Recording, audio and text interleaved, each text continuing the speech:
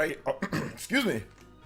All right, all right. Looks like we are live, locked in, ready to go, ready to rock and roll on this nice Friday morning. A time that I don't think I've streamed on a Friday morning in like forever. I can't even remember the last time that I've even streamed this early in the morning. That's a regular live stream, not like some type of event or live reaction or something like that. It's like a Nintendo Direct, it's like an Xbox show or a PlayStation show. So very special timing here.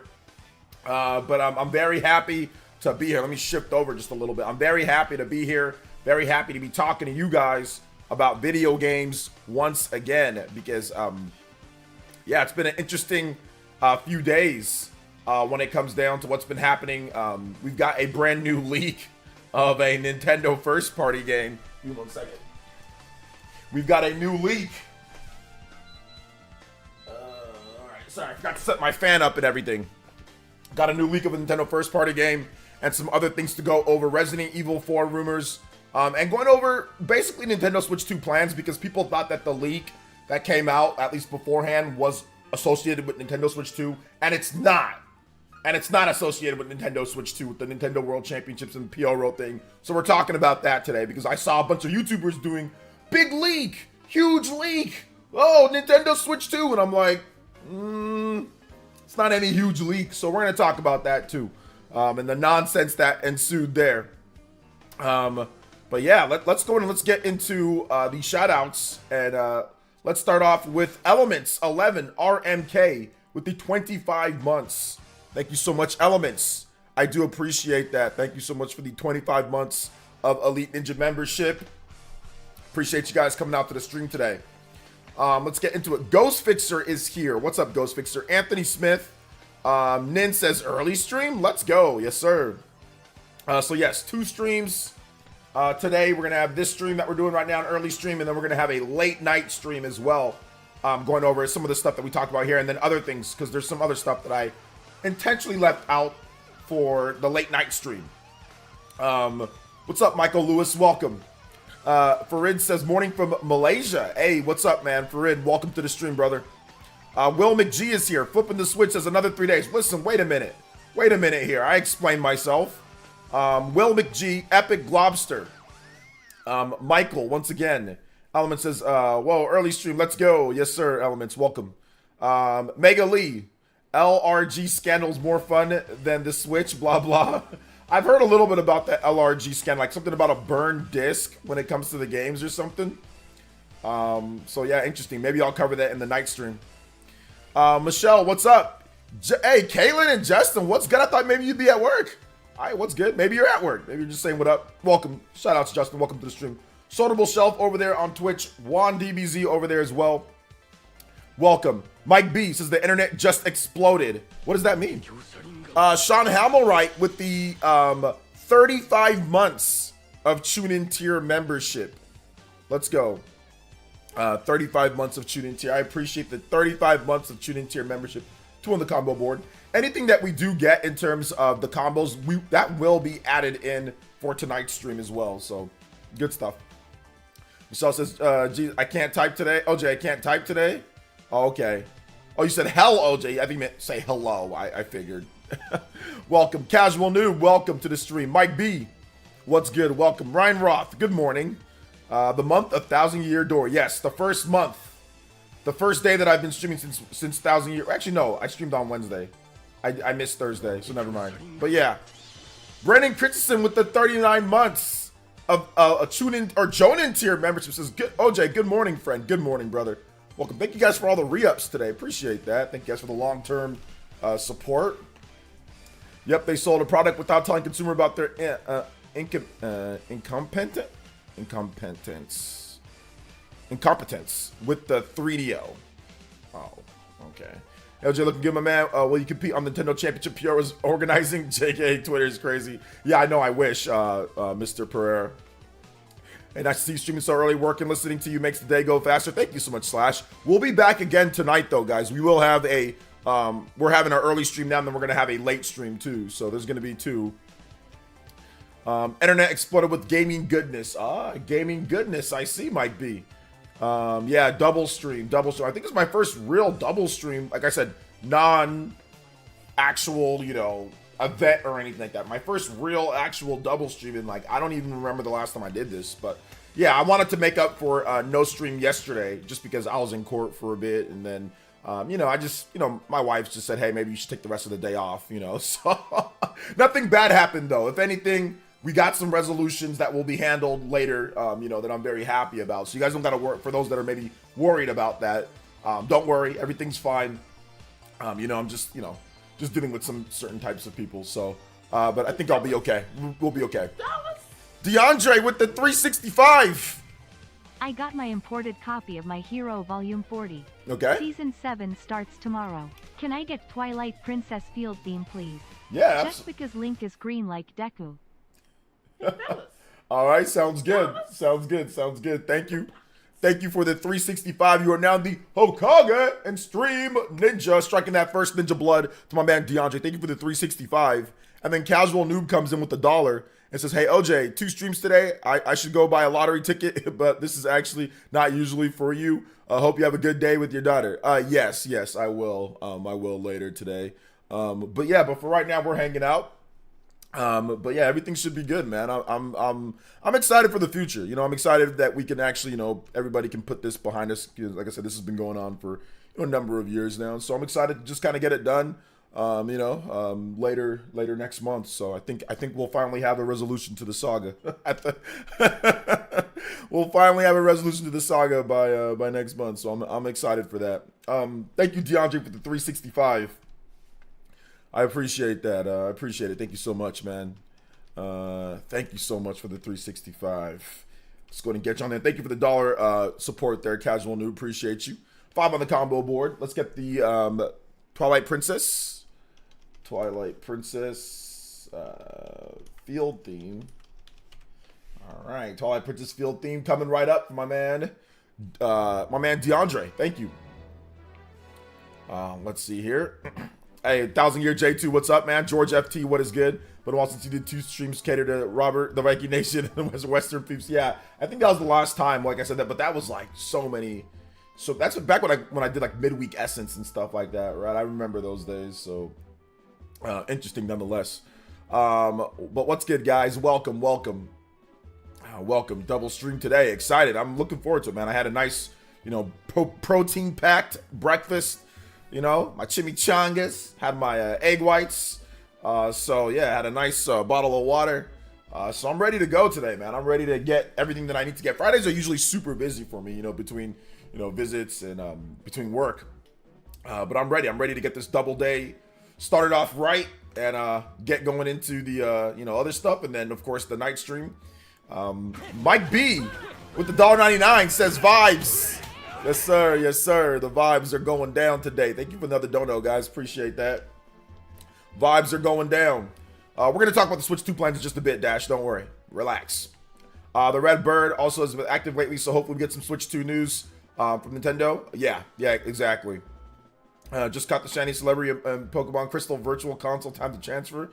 All right, sounds good, Baked Apple. Let's go. That's good stuff, man. I'm glad that you were able to get that done. Let's see here. Let me, if I missed any. Mega Lee, what's up? Should I wait for the physical copy of 1000 Year Door? Should I wait for the physical copy? Why do you have to wait? They launch on the same day. The physical copy of 1000 Year Door isn't coming out later from the digital copy. They both come out at the same time. So unless you're talking about like playing the game, like, you know, if it launches like digitally at midnight compared to just waiting till the morning to get the game, I think you should just probably just wait till the morning to get the game. Let's see here. KOTOR trial on NSO this week. Yeah, you can play that crusty game on NSO if you want. No, it's okay. It's good. Kyodai says I can actually catch PE live for once. Hey, I'm glad. You know, I'm actually really happy about this. And I'm thinking about, now that I know that I'm going to be having this schedule that I have for the next, you know, almost 2 months now.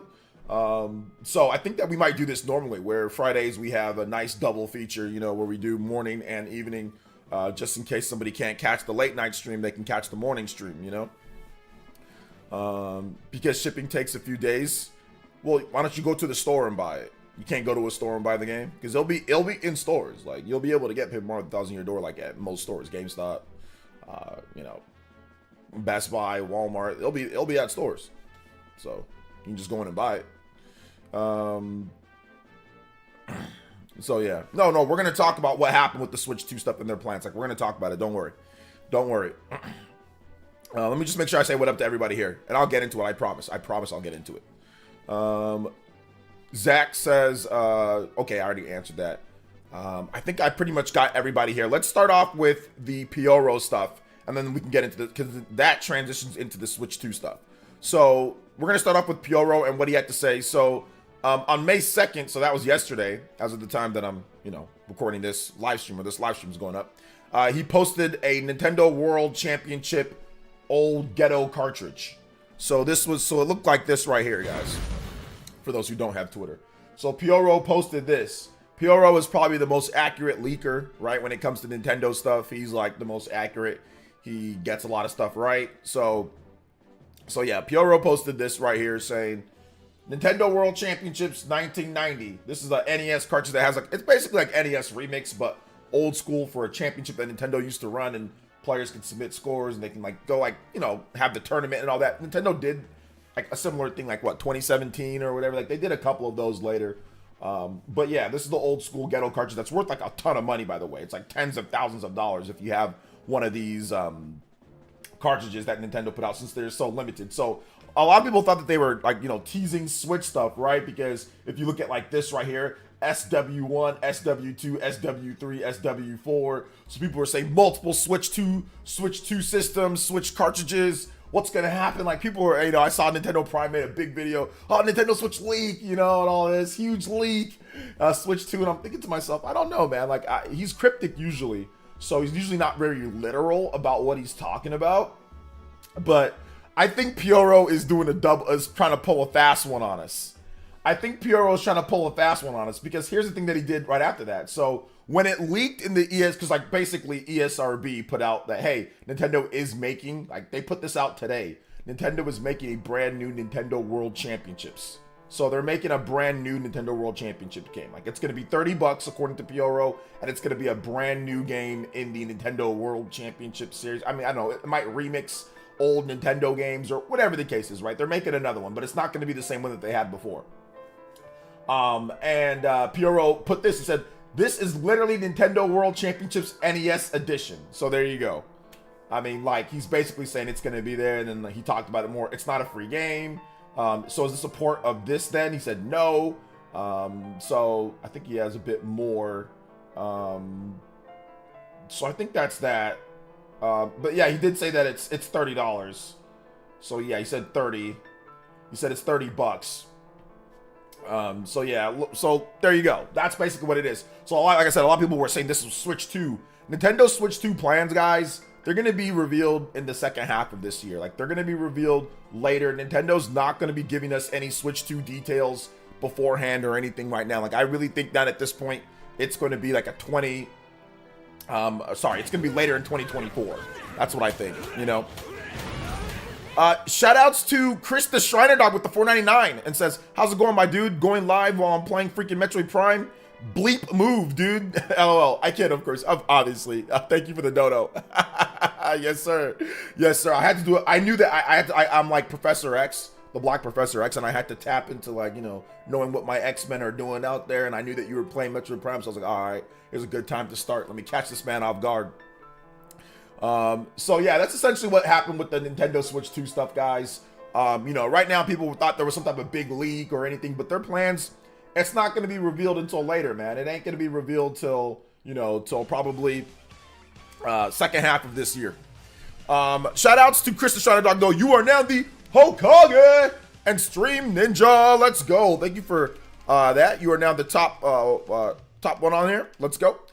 Chris, anybody does more than $4.99, you can beat out Chris the Shriner Dog on the board.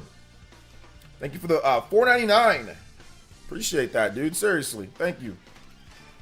Literally everything is a Switch 2 leak to Prime. That's true. Everything is a Switch 2 leak. Anything that happens. I mean, Pyoro's usually pretty cryptic, but this is why I think Pyoro's pulling a double feature on us. I think there is more to this. He just doesn't want to say anything right now, and he just wants to make people look silly. So maybe I'm overthinking myself, but I think there's probably a little bit more to it than just the game.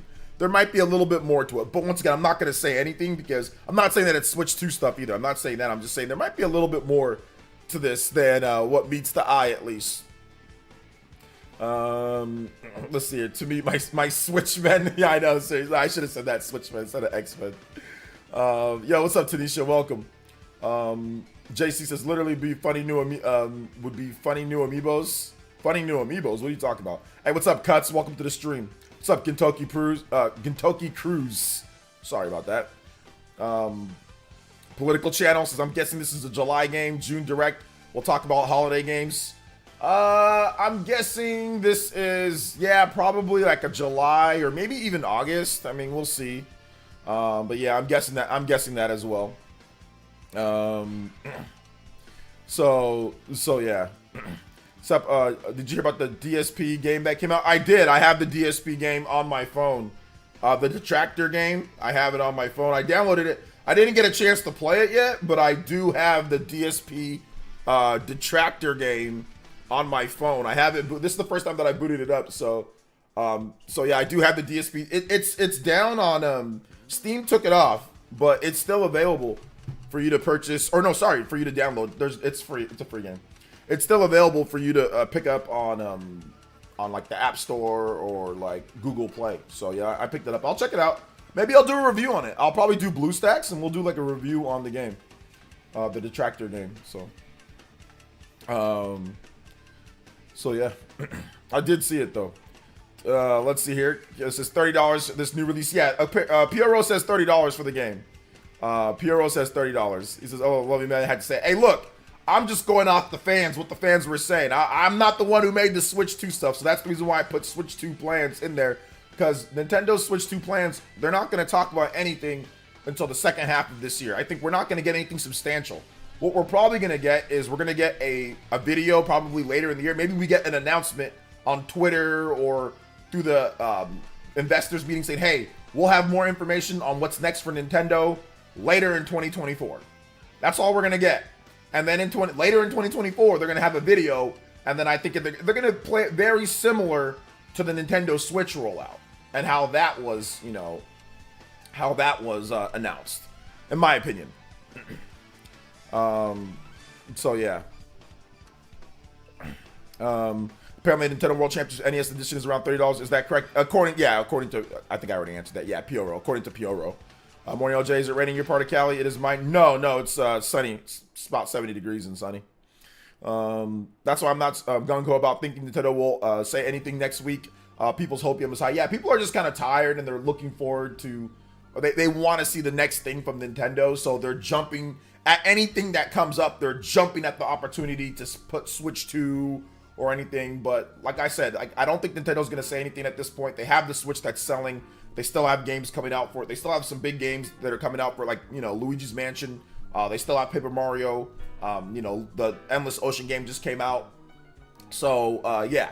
So they definitely still have games. They still have some third-party games that are coming out. So they're not really going to do anything that's going to be like, oh my God, look at all this stuff. Like, they're not going to be doing it like they did with the Switch, where they talked about it multiple times beforehand. They announced the Switch or the NX 2 years before the system came out, right? 2 years before. They're not going to do that with the Switch 2 or whatever's next, So yeah. Psychotic Assault, man. Shout outs though. Are they going to make more free games for the Nintendo Switch? Like, is who going to make more free games? Like, are you talking about third-party developers? I mean, maybe. Tyler F says, early stream, OJ. Hey, yes, sir, early stream. We're going to have another stream later tonight, though, guys. Double feature tonight. So we're going to have a stream early and we're going to have a stream late. So yeah. Hope it comes to the physical for Nintendo World Championship NES. I'm pretty sure it will. I mean, knowing Nintendo, they don't make many digital-only games. I mean, I can only think, what were the only digital, like, gosh. When it comes to like any type of release that they have, I mean, usually it's physical. Even when Nintendo makes but Nintendo hasn't done many like eShop games, like games that are kind of like the smaller games. Most of their titles are, big games, or games that receive a physical copy, or AA games. Like Nintendo didn't really make many smaller, like Dylan's Rolling Western and things like that. They didn't do a ton of that this generation, right? And if they did, they made a physical copy, like Famicom Detective Club or like what else? I mean, there's like snipper clips that they partnered with the third-party studio to make that.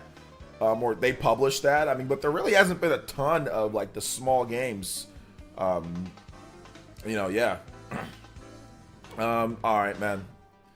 We're just gonna go ahead and have a nice day, buddy. Let's see. Can you see comments? Oh, hey, I can't see. I can't see comments. Hey, what's up, man? Welcome to the stream. Kirby games. Yeah. Okay. Yeah, the Kirby games. Yeah, Kirby games. Those ones don't get physical. Yeah. So some of the Kirby games. Yeah, that's true. But there hasn't been a ton. So didn't Nintendo make NES remix for the Wii U? They did make. They made 2 NES remix games for the Wii U, and both of those were physical. If I'm not correct, I think they were both physical, or there was one that like a complete edition or something like that. So yeah, so I'm pretty sure it'll be physical as well. I'm almost positive. I mean, it might not be. So I mean, I shouldn't say that I'm pretty sure because I don't know, but I'm guessing. Buddy Mission Bond was digital, right? No, it's physical in Japan. It's just never. That game never got localized, so I'm wondering if they're gonna finally localize that game, you know. So that's what I'm guessing. They're gonna finally localize that game, you know, bring that game over. So yeah. Let's see. I'm physical. Nin, you're physical. You're a physical dude. Shout outs though, guys. Shout outs. Hey, what's up, Dawson? Welcome to the stream. Welcome.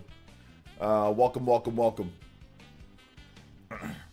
Hey, buddy, can you see my comments? I can't see your comments, Mr. Davis. How you doing today? I'm doing good. How are you? Yeah, I'm online early because I have double, because I didn't stream yesterday when I was supposed to. So I'm doing a little bit of a double feature to make up for it. So we didn't have a video today earlier, so kind of 2 for 1 type of thing. But I am going to be streaming late night tonight, probably like around 7 p.m. PT, 10 p.m. Eastern. So I will be streaming again later. Says I can wait another year for the Nintendo Switch successor. I mean, yeah, it's probably going to be a 2025 at this point. That's where the rumors kind of put us at, as 2025 for the Switch 2. Yeah, both Wii U and 3DS had different NES remix games physical. Okay, yep. Yo, the Armchair Gamer. Thank you so much for the Elite Ninja Tune-In Tier pledge. Welcome back to the Elite Ninja Squad. Thank you for becoming an Elite once again, Tune-In Tier. I guess now might be an okay time for me to shell real quick.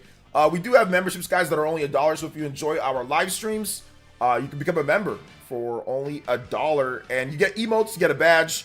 You get into our Discord to where you can play against myself and the Elite Ninja Village in games that we do live stream. And we do have a solid plan coming up for that as well. I know I've been saying that, but trust me, guys, I'm working on it when it comes down to that. So yeah. Casual News says, I asked Piero if the Nintendo World Championship game will be a live event also, and he never answered, so maybe it won't or it will. What do you think? I'm not really sure. Like, I can't say. I'm gonna just say no for right now, but I mean, obviously Nintendo could opt to do a live show as well. Yo, Justin with the JoJo. Hey, let's go.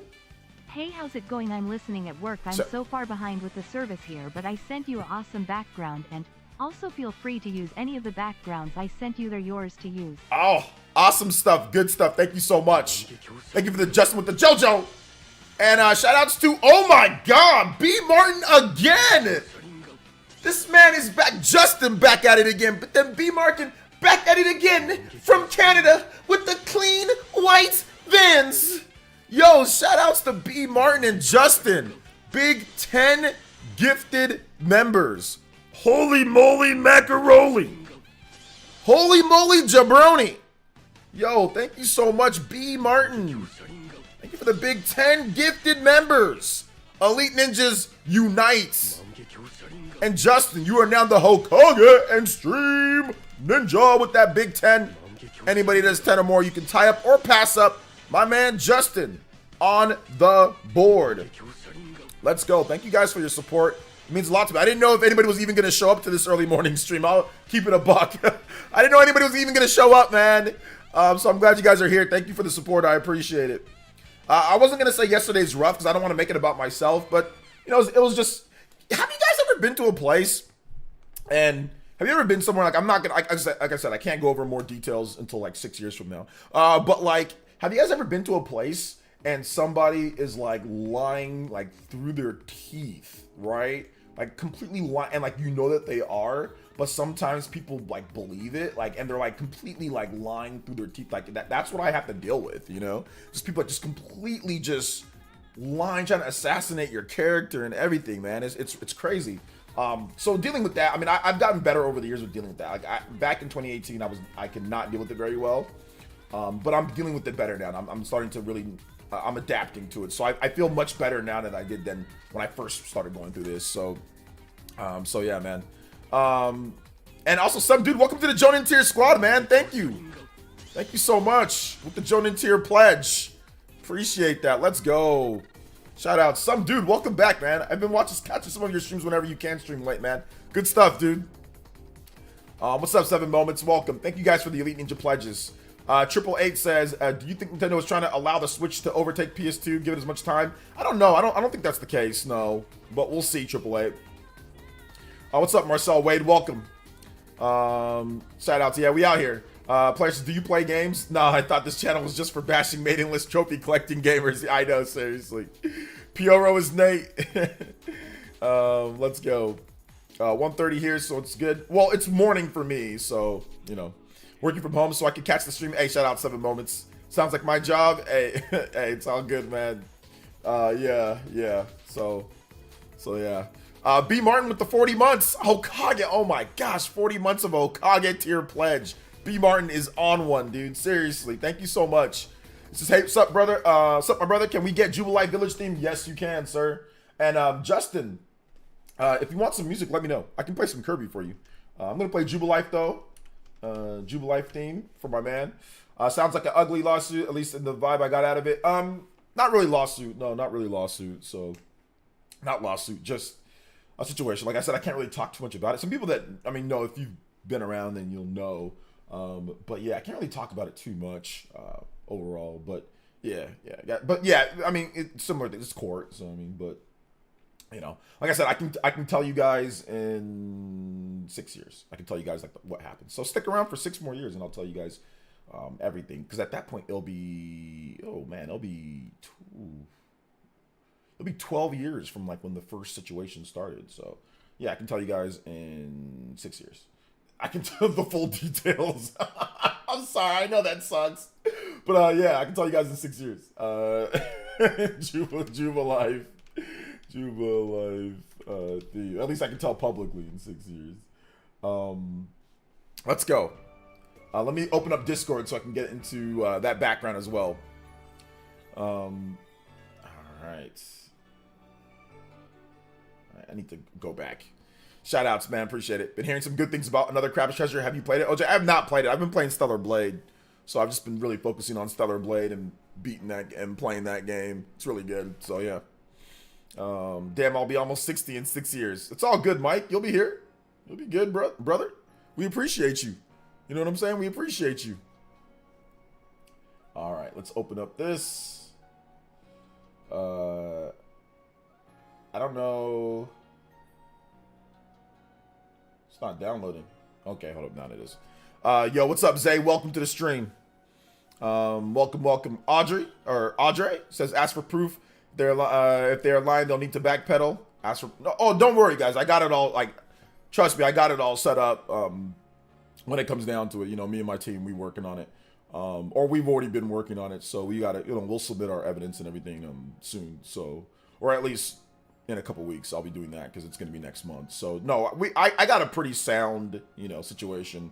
You know, but yeah, like I said, I can't really say anything more outside of that. But yeah, I'm not really too worried about it now that we're finally getting a resolution to this next month. So the lies and all that will be taken care of at the end of the day. All right, let me get this next one. I think it's a new media file, so I'm gonna open up a new media file source. Let's see here. New media. Shout outs to Justin. Thank you so much for the support today, man. Shout outs to B Martin as well. Thank you for your support as well, dude. I appreciate it. Okay, there we go. Oh, it's a 1,000-year door one. Oh, that's pretty cool. Let's go. Shout outs to Tyler F, thank you for the Tune In tier membership. I appreciate that. 1,000-year door. Live background footage. Let's get it. Let's go. Thank you so much, Justin. I appreciate it. This one's pretty good. This one's pretty good. And Tyler F, welcome back to the Tune In tier squad. Appreciate you, brother. Seriously. Thank you so much. Thank you for the Tune In tier pledge. Let's go. Tyler F. We out here. And Justin with the $5. Court sucks no matter what side you're on, and yes, I'm this far behind.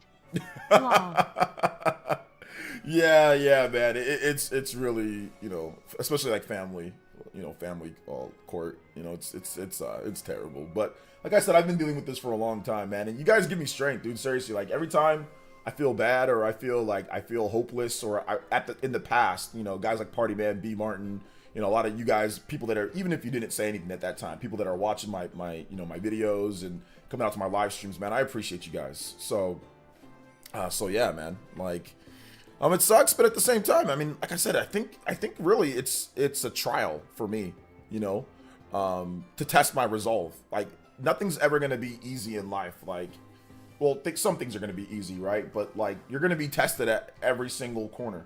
So how do you handle that stress, that pressure, that resolve? How do you treat your friends and family? How do you treat your, you know, your coworkers? How do you go about it? You know, do you go about it like a punk or a sucker, or do you go about it in a, you know, respectfully and with grace? You know, that's kind of what I've been learning to do more about, going about it with, you know, like, let things play its course, and whatever happens, you know, but just tell the truth and, you know, be you, tell the truth and look for what's right. And no matter what, you can't be mad at the end results, you know? So that's kind of how I'm seeing it right now. So I mean, whatever happens, you know, I just know I'm going to go there and tell the truth. So that's all that matters, at the end of the day. Did I like Engage? I did. Check out my review on Fire Emblem Engage. I liked it a lot. So I did a big 100+ hour review of Fire Emblem Engage on my channel, which is pretty cool. So I did a review on that. So make sure you guys check it out. If you have not seen it yet, make sure you check it out. I go over in-depth detail why I like Fire Emblem Engage. So yeah, I did after 100 hours, Fire Emblem Engage after 110 hours review. So here we go. There's that. Make sure you guys check that out if you haven't seen it. Or if you're looking to get into Fire Emblem Engage, there's that. DeAndre with the 219. And he says, if you're going to play another Crab's Treasure, get it on PS5. Switch version suffers from major technical issues, like always. Hopefully more patches on the way. I think a lot of fun though, just not on Switch right now. Yeah, I'm not gonna get the game. Like I don't really have any desire to play another Crab's Treasure, to be honest. Just because it's just, you know, I'm not into Souls games. I'm into Stellar Blade. Stellar Blade's really cool, but it just has like some light Souls elements. But it's not really like too much of a Souls game. It's kind of like a mix of a lot of different games. But yeah, it is somewhat more like a Souls game. But I mean, if I was, that would be like the Souls game that I like. But I'm not really into Souls games anymore. I don't play them. So thank you so much. And we have to do some combo breakers. Combo breakers, let's go. Let's go. Shout outs. What did I miss regarding just joined? Nothing, X. You're good. Let's see. I usually found Souls games boring. Maybe. RE9 is okay, but what do you think about RE8? I didn't catch your thoughts on it, OJ. I don't like RE8. I don't like first-person RE, and I know they made a third-person mode, but it's not very good. But I'm not a fan of first-person RE. I'm not a fan of like RE7 and RE8. I like, you know, the third-person REs like RE2 remake and RE4 remake. I like those more, like RE4, RE5, vanilla original. I like those games more than I like, you know, the first-person RE games. Yes, sir. Dark Card. We out here early today. I do, but I'll wait for the physical announcement. Yeah, with the Nintendo World Championships, I'm looking like it's going to be a physical announcement. I mean, sorry, it looked like it's going to be a physical game, but we'll see. You know, I did not play the Demon Slayer game, no. So yeah, I did not play it. The casual noob with $1 dono and says, we got your back, players. We could be here. Bad jokes on your bad days, brighten your mood. Some donations don't hurt too. Hey, you guys just being here, man. Regardless, you guys just being here is awesome. Fire Emblem Engage has the best combat in the series. I think some of the best combat. I don't know how you play your Fire Emblem games, but a lot of people play on very easy for Fire Emblem. So I would recommend playing Fire Emblem Engage like on hard. and actually make it challenging, not just easy. But if you've never played the other Fire Emblem games, or if you don't know the characters, then it's not going to hit like you. Fire Emblem Three Houses, that's a completely different style of game in terms of like the general setup. I mean, combat's similar, but they have a lot of differences within the mechanics of each system. So it might just not be for you, you know, might just not be for you. But I mean, I don't know. If you've played the other Fire Emblem games, then Engage is pretty cool because it has all the characters from different Fire Emblem games. But if you have it, then it doesn't hit that way. I'm actually surprised that Nintendo World Championships got leaked. Yeah, I'm surprised. I'm a little surprised that it's actually even a thing. More like, and that's what more I'm more surprised with is that it's actually a thing than it getting leaked. You know. Shout outs to Brian27 with the tune in tier for 17 months, 26 on the combo count. Thank you so much. I appreciate that. Fire Emblem on hard would take me 150 plus hours. It took me 110 hours for Engage. Three Houses, I played that on hard, and that took me about 80 something hours for that game. So I don't know. I mean, but I took about 10 to 15 hours on the final boss for that game. So yeah, I was just getting smoked. Engage, the final boss was hard, but I only died once. I think I died once or twice. But Fire Emblem Three Houses, I died numerous times. Like, it took me all day. I think I started playing at 7 a.m. and I didn't finish till like 7 p.m. or 8 p.m. So yeah. Yo, OJ, what's good? Been a while since I caught you live. NHL playoffs, been occupied. Always watching your videos. Thank you so much, Brian. Appreciate that. Fire Emblem Engage on Hard Classic was so engaging, no pun intended. It really made you use all the gameplay mechanics. Exactly. So I recommend playing it on hard. And, you know, if you don't know the other Fire Emblem characters, you might find it cool. Like, you know, if you play it on easy or normal and, you know, you don't know the other Fire Emblem characters, but then it becomes, the game is too easy. Because Fire Emblem Engage, like the Engage rings are super, like, busted. So if you're playing on easy or normal on Fire Emblem Engage, I mean, the normal mode's not too bad, but if like I said, if you don't know the other characters, then it's not going to hook you, you know, because you don't know the characters. They're just talking. It expects you to know who they are, you know, like who all these other Fire Emblem characters are. You can read up about them a little bit, but not really, you know. Engage on hard will take me 2 lifetimes to beat. Yeah. Well, I mean, I'm okay. I'm average at Fire Emblem games, so you know, so I mean, I can beat them. Yeah, I always play on classic mode. I always play on classic, but you know, if somebody dies, I restart the whole chapter. I don't do that whole, oh yeah, I'm just gonna let. I mean, like, that can cause you a game over. Like, in Fire Emblem Three Houses, if you allow people just to die, legit, you can just get stuck on the last boss. If you don't have enough people, you don't have certain people to fight that last mission on hard, you literally won't beat it. So, that's a really bad, like, literally you won't beat it. So, that's a bad idea. Like, for me, if somebody dies, I'm restarting. No way. Because I play on hard, and you never know what the end boss is going to be. And those missions are hard. Like, literally, you can be, like, somewhat soft-locked. Because there's no way to bring those people back. So, yeah, I don't do that. What's up, Mizu? Yeah, early. We're going to have a nighttime stream later tonight. We got 2 streams today, Mizu. So, we got one right now. And then we've got one later as well. So, we've got 2 streams today. I like the difference of all the Fire Emblem games. I've tried Three Houses, Engage, and Awakening. Yeah, they're very, very different at certain times, you know. For indie games, I've been playing Diver Dave the Diver. It's pretty addicting. Got 30 hours in taking my time. Hopefully SteamWorld Dig 3, but we're getting SteamWorld whatever. SteamWorld Heist 2. SteamWorld Heist 2, which SteamWorld Heist is a good game, but yeah. I want to see what SteamWorld Dig 3 is. This is what happened with Nintendo World Championships. I missed that news. They're making a new Nintendo World Championships game for the Switch. Hey, what's up, party man? You at work? Or on lunch break? What's up, man? It says, love you, man. Hey, love you too, brother. B. Martin. Hey, shout outs to my brothers up north. Canadian people. Shout outs to everybody here, but B. Martin, man, I appreciate your support. I appreciate you, man. Seriously. This community is special. It's very special. Very unique community. Very good community. I love all you guys, man. Thank you guys for coming out to the stream today. Appreciate it. All right, take it easy, Mike. Thanks for coming out today, man. That's my only gripe with the Fire Emblem series. I don't think they should make it to where you can legit get soft locked. It deters people from embracing permadeath mechanism.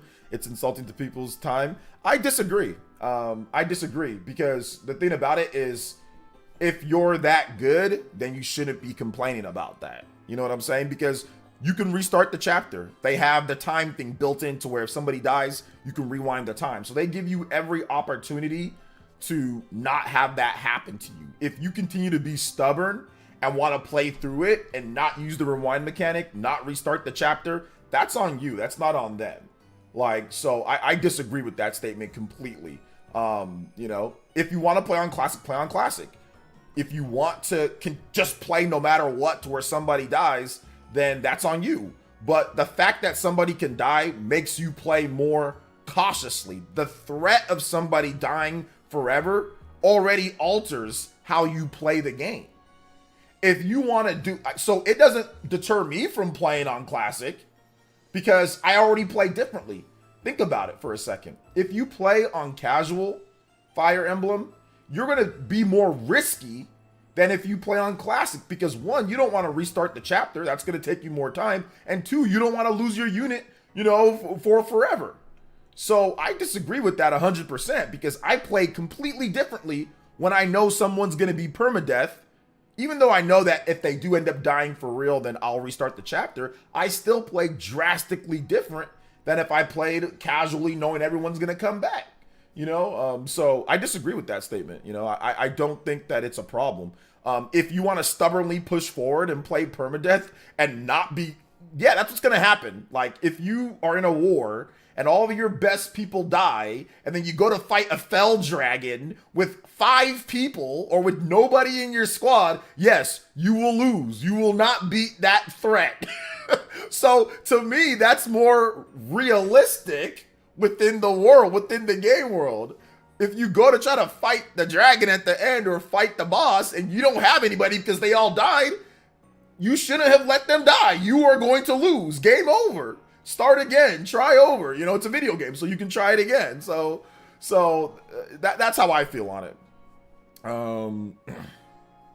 Let's see. He says, it would just be cool if you could fully commit to dying and I mean, you can still beat the game, Dash. It depends on how many people you have die, though. Like, if you have a few people dying, yeah, you can still beat the game. Like, you can still beat the game. So, I mean, you're making a very general statement, and you're not actually specifying how many people died. Yes, if the majority of your team dies, and you're not good enough of a tactician to beat it, yes, you're going to lose. You're going to lose. But most people that play classic or whatever never truly get soft locked. You know, on that, they never truly do. Because they're not that dumb to stubbornly go through and continuously have people die then think that you can play. Plus, you probably won't even make it to the boss. If you constantly have people die over and over and over and over, you probably won't even make it all the way up there. You'll have to restart or you'll have to go back or do something, you know. But that to me is the point. That's the point of putting in the rewind time, restarting the chapter. Like I don't think that they need to sit there and worry about what are they going to do, give you random new people that have the same skills. Like, no, that's the whole point, is they're not supposed to die. Don't let them die. That's the whole point. Don't let them die, you know.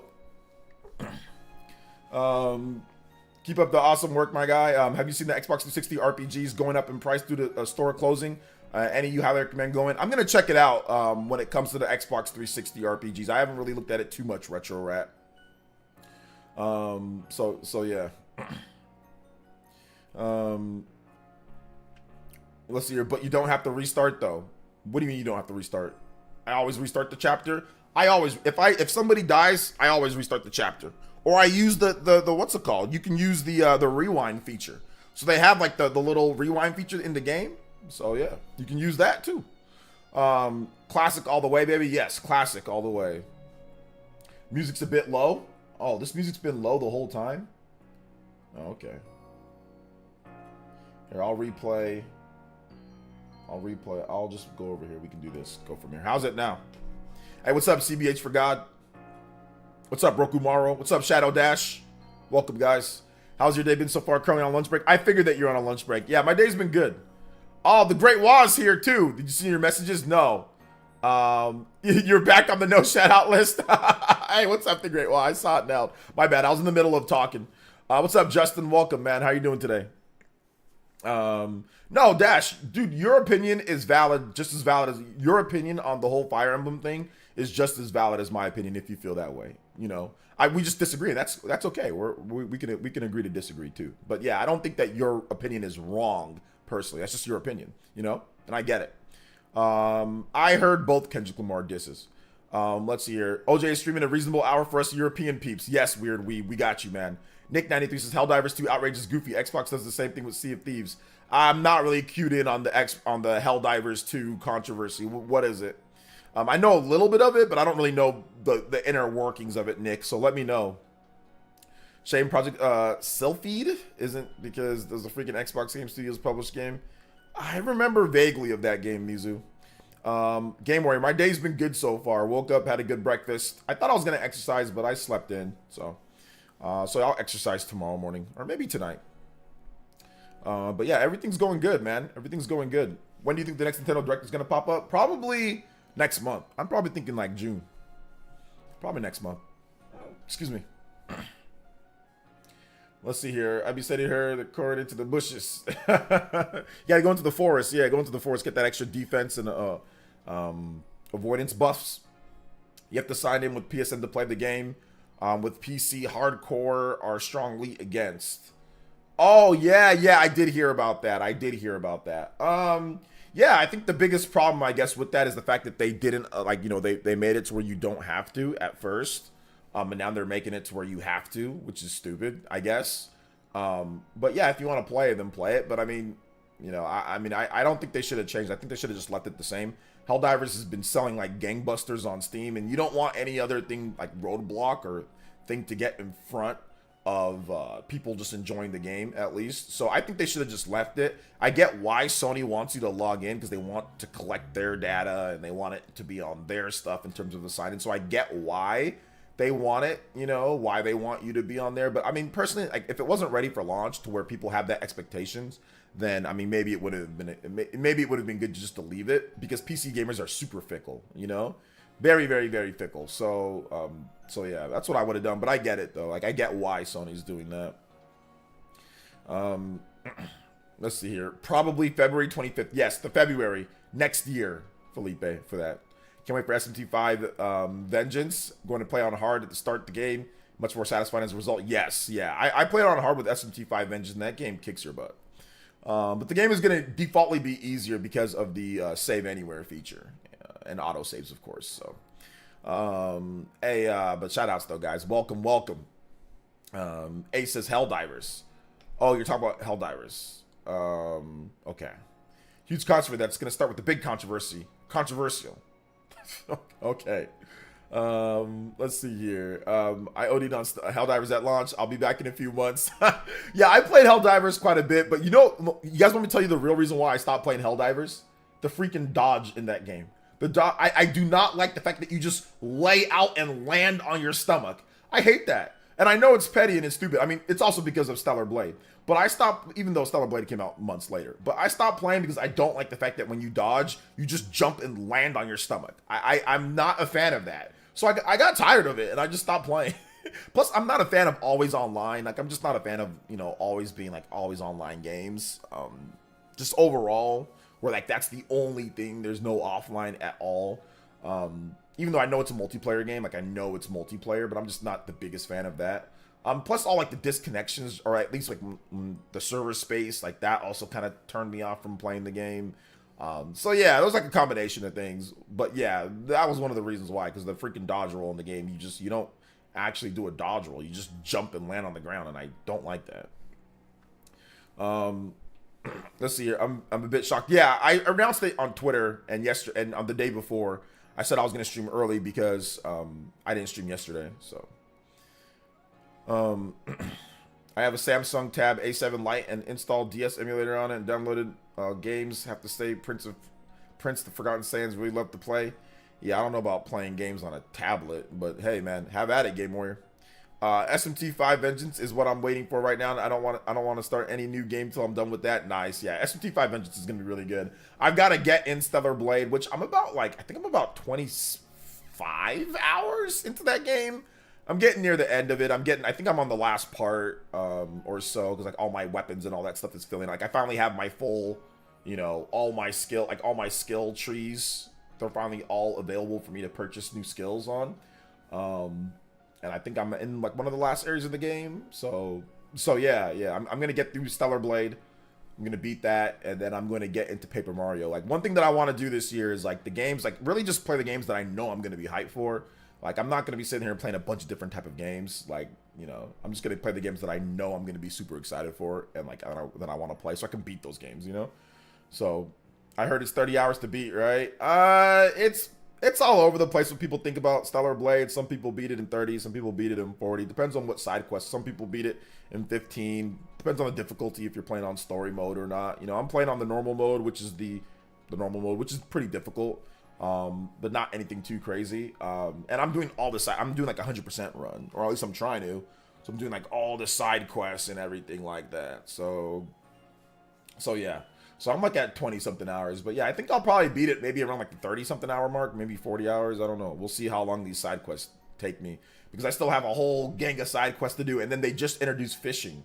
So yeah, fishing's super fun in the game. And there's actually like probably the best rewards ever for fishing. Like, this is probably the most like reason to fish in a game. Most of the time fishing in a game is completely throwaway. You don't need it. It's not really that relevant, but Stellar Blade actually makes it worth your while to fish in the game, and it's pretty fun. It's pretty fun. It's not. It's a bit kind of crazy, but it's fun. So yeah, I'll probably take a little bit more than 30 hours plus to beat the game, because I still want to go back there and fish and find all the different fishing spots. All right. Have you ever felt bored out of gaming, or do you play a lot? Yeah, I felt bored out of gaming. Like, usually when there's not anything that is like super saucy for me to play. Like right now, like Stellar Blade is super fun, so gaming's fun again. But for a while there wasn't really much for me to really get excited or hyped to play, just because I felt like I've played everything. I wasn't really too excited for playing. I mean, Persona 3 Reload was cool, but I got kind of tired of that. FF7 Rebirth was cool, but I got kind of tired of that. Too much monotonous stuff in those games, But Stellar Blade is a lot of meat and not a lot of filler, so I like that. And then Paper Mario's coming up as well, so that's gonna be good. So yeah, but yeah, I felt that way a little bit. There was a little bit of a lull for me. Weird. Who would expect fishing in a Souls-like game? It's not a completely Souls-like. It's not like 100% Souls-like game. There's some Souls elements, but I wouldn't necessarily call it like a full Souls-like game. Like, there's elements of like Resident Evil in there. There's elements of kind of like Uncharted. I don't want to have any spoilers, but it's like there's definitely some Sony-infused Uncharted elements in the game. Yeah, Uncharted, Resident Evil 4, Horizon Zero Dawn, God of War 2018, maybe a little bit of, not really Bayonetta, but maybe like a little bit of like Astral Chain, a tiny bit. It's a mix of a lot of different types of games. Like, it's literally a mutt. It's hard to really just knock. I mean, it's an action RPG. If you want to know like what to classify it, it's an action RPG. It's a action RPG adventure game, But in terms of its DNA and like what the game does, it's not just Souls-like. It's a lot of. I mean, there's no Souls like for example, like Souls-like, right? You die, your souls or your points are there, then you go back and collect it. That's not the case with this game. You keep all your experience and points and all that. Not only do you keep it all, but like everything that you've done up until that point is also logged and saved, so you don't have to redo things. So I wouldn't quite call it, Souls, like 100% Souls. Like, there's some Souls-like combat mechanics, but there's so many other elements in the game now. Now that I've played more, there's so many other elements. Hey, take it easy, Dank. Thanks for coming out to the stream.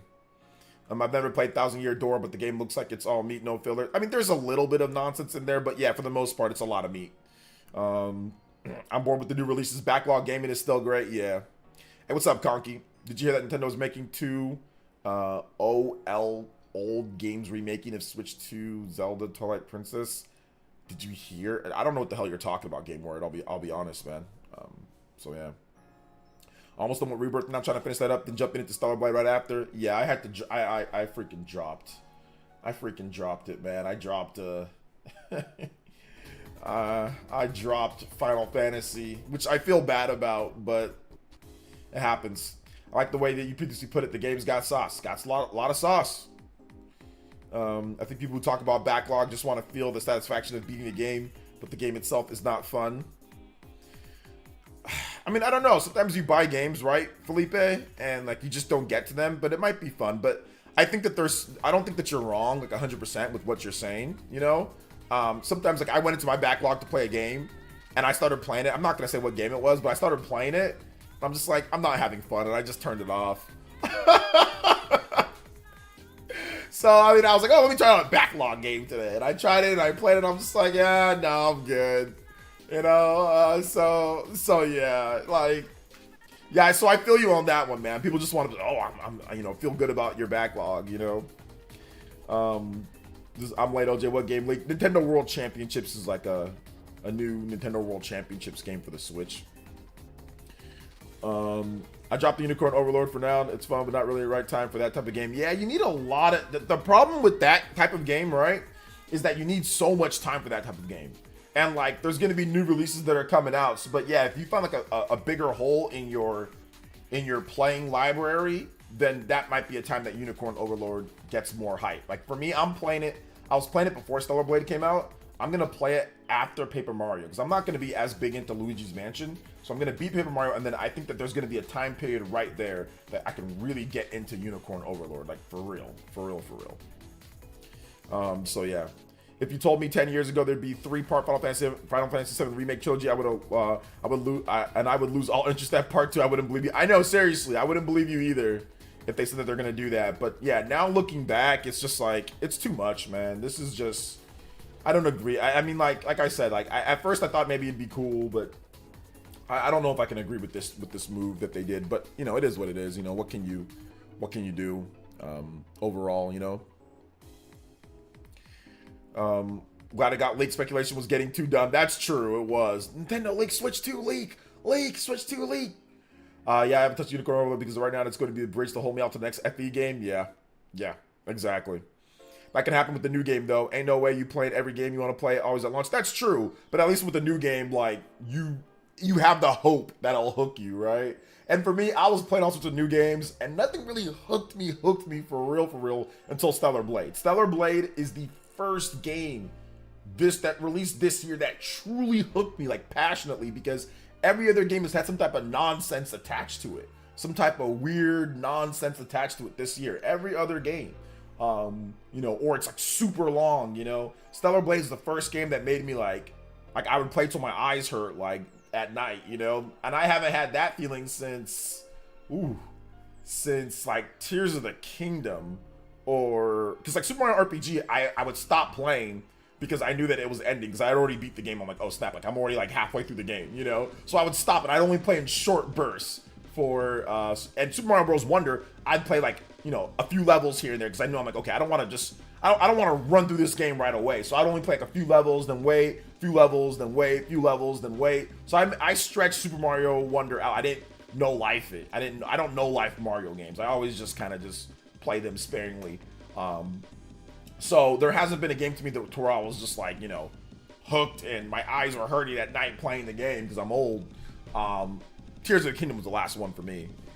So yeah, it was good to actually have that feeling once again. Like, you want to, as soon as you're done with work or whatever, you want to just go play the game, you know? So yeah, I feel you. Let's see here. Hey, what's up, Derek? It says, I feel you, LOL. I do like Rebirth, but there were certain aspects that made me almost drop it. I just pushed through and getting a lot better towards the end. Yeah. I had to drop it, though. Actually, no, I didn't have to drop it, but I did. But I'll get back to it. I'm pretty sure I will. You didn't like Prince of Persia? Okay, yes, I did know life Prince of Persia, kind of. Yes, I did. Sorry. Yeah, I was playing that game like crazy. That's true. Never mind.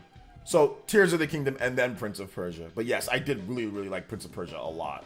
Absolutely one of my Game of the Year contenders for sure. I did. I forgot about that game. But yes, it's really good. I think I took about 30-something hours and I beat that game. 30 to 40 hours. But yeah, that game's great. The only thing that hit as hard as Xenoblade 3 game from Monolith Soft's next game. Monolith Soft has a separate bracket. You know, I don't put Monolith Soft's games are a whole separate bracket when it comes to it, because their games are like a magical experience that it's jank, but it's great. You know, you love the jank, and that Stellar Blade has a little bit of that magic, the jank magic, you know, and the combat system and all that. Let's see here. Too much Fire Emblem, you know, where's Disaster Day of Crisis? I know what you're alluding to there. splitting a single game into 3 games spanning over a decade and 2 to 3 console generations is crazy. I know, that's like mad scientist Pinky in the Brain-ish. Like, what are we doing today, Pinky? We're trying to take over the world. You know, that's definitely Pinky in the Brain, you know. Gosh, that's crazy. That's wild, bro. That's wild. Yeah, I don't know if that's a good... Not so sure about that. You know, I'm not so sure about that. I also think it has to do with what's going on in your life. Been busy, stressed. Last couple months couldn't really enjoy Rebirth. It felt bloated, so I rushed through it. Yeah, I mean, that might... Yeah, I mean, definitely, that could be it. But, I mean, to me, what made me drop it, I'll be honest, man, what made me drop it is that stupid mini-game, bro. That stupid mini-game where you have commanders on a field. That game sucks. I do not... At first, I thought it was cool, but it's actually corny. So I kind of just dropped it because I was having trouble beating it, and then I looked up a guide to beat it, and I did exactly what the guide says, and I still lost. So I know I can beat it, but... Man, that game pissed me off. It's not that hard. It's not that hard. You know, there's a strategy to do. There's a distinct strategy that you do. But still, I'm like, man, that game sucks, bro. How did I look up a guide, do exactly what the guide told me, and I still lost? Like, what? I just said, screw this, and I rage quit after that. Yeah, that's what happened, though.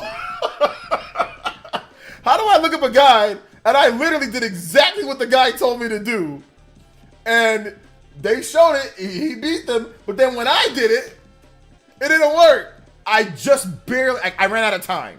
I was gonna beat him, but I ran out of time. And I'm like, oh my goodness. This is stupid.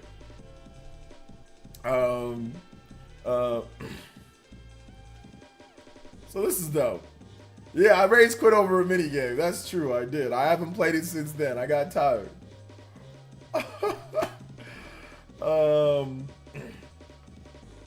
Let's see here. So I got tired of it. Even aesthetic is important for certain games. Final Fantasy lost its edge. I agree and disagree. I agree. I see what you're saying. I don't 100% agree with it, but yeah. I mean, I don't know. It was mandatory too. Can't skip it. I think the one that I'm doing is optional. I think the one that I'm doing is optional. But yes, I think some of them are mandatory, right? Just restart till you get a good result. I did. And then I got tired. I didn't feel like playing it anymore. So I just said I'm done. I waited for the update for like the sharpening to make it look better. And then I'm like, okay, you know, this doesn't, I mean, it looks better. So let me play. And then I played it and I was at that Fort Condor level or whatever. And then, anyway, I'm done. I'm done with it for right now. I'll go back to it. I just rage quit Wonderful 101 on Switch stuff, so maybe go back to finish it. It's really disappointed with Platinum fan. I think playing Wonderful 101, I loved the game when it came out. I think playing it now at this point might be a little like, it's a little bit weird, but I actually really like the game. I like Wonderful 101 a lot, but you know, I didn't play it, like, I already played it on the Wii U, like multiple times and beat it, so I didn't really, and I think I played the Switch version just to test it out, but I didn't really play through it on the Switch again or PS4 again. Let's see here. Night Sky Prince hardest hit. What does that mean? Oh, yeah, I dropped Rebirth. Yo, Justin with the $3. Let's go. I have been having a love-hate relationship with gaming on my PC. Some days I love it, and other days I almost put it up for sale. Lol, I need Paper Mario. Yeah, you know what, man? To me, one thing that's going to accelerate you, if you're talking about PC gaming, that's going to accelerate you to being just not happy. Bro, and I'm not, this is no shot at PC gamers. But man, I felt depressed when I started trying to get into PC gaming. Is the most boring, monotone, uninspired, lifeless. I don't know, man. There's no sauce in PC. Now, don't get me wrong. You get the frame rates, you get the resolution, you get all that, but I'm old and there's something, and I know PC gaming's been around for a long time, I get it, but there's just something that is sauceless with everything feeling like PC, everything feeling like you gotta install, no physical. And I swear that's what caused my depression earlier in the year, bro. My gaming depression was because I tried to get into PC gaming again. And I don't know if I can do it, man. There's just something about it that just seems inherently nerdy. And then at the same time, just like no passion. I don't know what it is, but it just, to me, I just can't do it. But for others, have at it. have fun, enjoy it, you know, love it, live it. I'm not hating on that, you know. Just for me, I can't do it. So I'm done with the PC gaming, you know. I tried. I bought Daemon X Machina on PC, you know, the other day because it was on sale for $20. So I even bought that. So I'll probably play something sparingly, but I'm never going to try to be like, it was Power World. That's what it was. It was Power World and PC gaming. Hand in hand. Those two put me into a gaming depression. Those two put me, Power World and PC gaming. That's what put me into my gaming depression.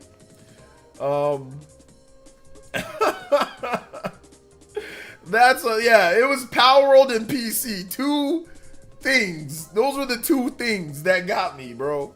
Those were the two things. I'll try to gas myself into liking PC gaming, but it never works. Terrible, it hurts my... I try to gaslight myself into thinking, because like I have a good PC, right? I have like a 3080 or 3060. I mean, it's a PC solid enough for gaming. I try to gaslight myself into thinking that I'll like it too, and then I end up just never liking it. I end up just never liking it, dude. Give me console gaming where I can just play on my TV and just, you know, just not have to deal with like PC driver updates, and I got to deal with regular system updates. But yeah, I'm just good, man. I think I'm good. I'm not going back to PC gaming. I might play sparingly here and there, but I'm not going back. Shout out to Jacob Dressback with the 1 gifted membership. Thank you so much, Jacob Dressback, with the gifted membership. Yeah, I'm not into modding. I'm not into modding my games. You know, like if I have to mod a game to make it good, or to make it fun to play, then I'm just gonna play something else. So I'm not into modding. I'm not into boot hacking, strapping, McLacking, slacking, whatever, all that stuff PC gamers be doing. I'm not into all that. I don't care. So yeah, that's the reason why. But for those that do, Alex, like I get it. I get why people like it, and I get why it's blowing up and people are playing it a lot, and it's becoming way more popular and easier for people to play. You got handheld PCs, you got all sorts of stuff. So I understand why. Justin with the 3. Yeah, I think that's what my gaming problem is. I'm going back to Switch. Lol. Yeah, I would say to me the cure for me was finding PS5 games that play like regular games. So Stellar Blade is one of them. Gosh, there's a few RPGs on PS5 that are just like everything's kind of complete on there. Very little updates. So finding single player games, finding those complete on disc for the most part, like Stellar Blade, that was so great to pop Stellar Blade in. It wasn't a huge download. It was pretty quick, or it wasn't a huge install time, right? It was done pretty quickly. It's not massive in file size. And to be able to just play that game, you get all your outfits, no DLC, microtransaction nonsense. You get all your outfits, you get all your sunglasses or glasses, you get everything all there. There's one pre-order outfit if you pre-order the game. I didn't even really pre-order the game and I got it. So like, that's what I'm like, okay, this is what I'm talking, this is good gaming right here. I can just play my game, not worry about 125 gigabyte install, and oh, if you pre-order, you get 15 different weapon sets and different outfit sets. It's just, everything's there, you know? J2 Blue with the $5. Hey, OJ, there is a Pokemon song I wanted to request, but I don't remember what it's called. Okay. It's a popular song, and I think it's on Diamond, Pearl, but I'm not sure. Yeah, I'm not sure. Does anybody know what song maybe he's talking about? So yeah, let me know. Let's see here. Juan DBZ says PC saves you money. No next gen upgrade needed to play online. 100% backwards compatibility, and I agree. Those are all the really good things about PC gaming. You know, the online play is free. You know, it saves you money, but there's no physical. You know, so there's no physical. So that to me is a problem. The driver updates are all the different type of stuff, like the issues that there's other things with PC gaming that are just kind of little things. You know, so for me, I agree. Like, I can understand why somebody would opt for that. But for me, I'll just opt for, like, the PS5 games that are actual games and Switch stuff, because Nintendo will make that. So yeah, like, Paper Mario is going to be a complete game. Like, Super Mario RPG was a complete game. You play it, you sit down, no online nonsense, no other... I don't got to worry about playing online with anything. No hackers, cheaters, glitchers. Just play the game, and it's fun. Addictive gameplay loop. Stellar Blade, Super Mario RPG, you know, Super Mario Bros. Wonder, Prince of Persia, these type of games, man. Those are the games that I enjoy. So yeah. Yeah, I'm willing to pay extra to get a console experience. I'm willing to pay. I've got a PC and I've felt the PC experience and I'm good. You know? So that's the Christian Me World with the 10. JoJo Friday. And for the first time ever on stream, Petal Meadows, the remake version, from Paper Mario 1000 Year Door. Hey, Yes, OJ, I found the song. With no sound effects and whatnot. Ah, okay. Did you link the song? Thank you to Christian Me World. Thank you for the big $10 JoJo boys. You are now tied up with Justin as the Stream Ninja. Let's go. And we also have this too. Combo Breaker, Petal Meadows. So you found it with no delay or with no sound effects. So yeah. For me, Princess Peach Showtime, Stellar Blade, a great. Exactly. I played a ton of Princess Peach Showtime. They feel like I'm playing a game and not just playing movie cinema experience. Exactly. That's the issue that I have, and I talked about it in my video. Is that, you know, it's not a movie experience. Like, I'm so sick and tired of the movie. That's why I skipped Spider-Man. I skipped God of War Ragnarok. I skipped Horizon Forbidden West. I skipped, like, these are just, they're like movie. I'm done with the movie experience. I'm skipping Hellblade, you know. I'm good on all this movie whispering and dun dun dun soundtracks. Like, I'm just done, man. I've tried it and it's fine for those who like it, but these are, like I said, these are the type of things that put you into a gaming depression. Like when you have like these type of games, man, like huge 100 something gigabyte games. Like I don't want to sit down and install 100 something gig. Like I have to clean out my whole freaking hard drive to install a game. You know, like I'm just.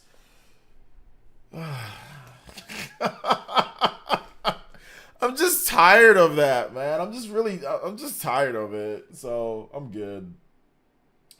All right, let me get this music here. You said you wanted Petal Meadows. Petal Meadows. Paper Mario remake music. I'm doing good, Sir Foxtel. PDK27 on Twitch says, I always lean towards consoles, even with the Steam Deck. I find myself fiddling more with settings and updates over simply playing the game. That's why I hate Steam Deck. You gotta fiddle with everything. Become Super Fiddle McMaster 17,000 Omegatron Steam Deck edition. So yeah, man.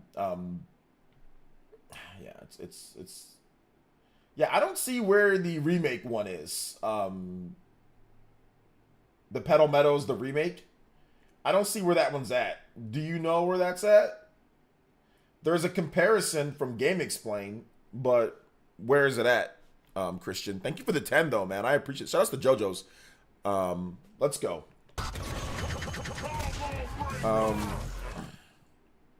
I'm telling you, Showtime will look like Luigi's Mansion in the future. We'll see, man. I mean, why am I being lectured playing a mission during a game? Yeah, I'm done using Steam Deck. That put me into depression, too. What's up, OJ? You 1 year later, Tears of the Kingdom thoughts? Oh, well, I haven't played it in a while because it's been a year, but I feel the same way that I felt after I beat the game. It could be worse, like the ROG Ally. I hate the ROG Ally. I had it for 1 day, and that was one of the worst experiences that I've ever had on a platform in the history of my life. And I will never, ever again buy a PC handheld. I am done. ROG Ally is the worst device, bro. I think my son's up. He's saying, "What's up, Dad?" Heard him in the background. I mean, why am I being... I already read that. Let's see here. The Windows 11 on a handheld is legitimately it's like worse than getting your wisdom tooth pulled. Like, I rather get my other wisdom teeth pulled and deal with that than be forced to use a Windows 11 handheld PC. Like, I'm not, it's like no cap on that one. I got this back wisdom tooth pulled last year, and it hurt like heck. And at least the aftermath. While it was happening, it didn't hurt. It was later. But I think I'd rather just get my other wisdom tooth pulled than sit there and mess with a ROG Ally. Like, it's terrible. Windows 11 is the worst thing that's ever happened to handheld PCs or handheld systems. It's terrible. Justin with the $3. I'm caught up. How do you like the Paper Mario logo I made? And yeah, my experiment with PC gaming is over. Lol, I'm just going to get a PS5 or PS5 Pro. Yeah, I recommend getting a PS. Like, if you want, like, obviously, if you want something that's a bit more powerful and, like, you know, and, like, that can do a bit more than, like, Switch or maybe even Switch 2 when that comes out or whatever the case is. Like, I would just say, yeah, just get a PS5 Pro. That's what I would opt for. Just get a PS5 Pro. But once again, this is, like I said, a very narrow mindset, guys. This is not for everybody. This is just a very narrow mindset when it comes down to it. Don't take it as gospel. PC gaming is good. You know, overall, it's good. It's just not for me. But PC gaming is good, though. It is good. And I know I've missed a lot of comments here, guys. I'm terribly sorry about that with the comments. Christian with another $1 says, I DM'd you the song on Twitter. Oh, you DM'd me the song on Twitter. I did not know you DM'd me the song on Twitter. Okay, let me check it out. All right, Christian, I see it here. All right, here we go. Thank you. This song does not pop up. Give me 1 second, guys. My mom is calling me, so I'm guessing she's a little bit worried. Give me 1 second.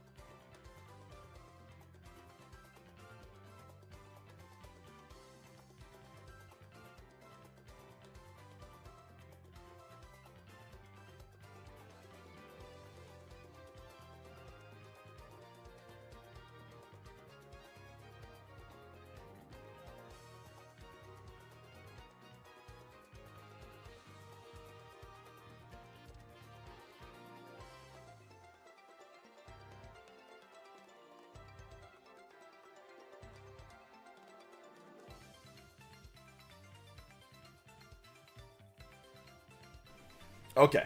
Sorry about that, guys. My mom was worried about me, like always. But I'm good.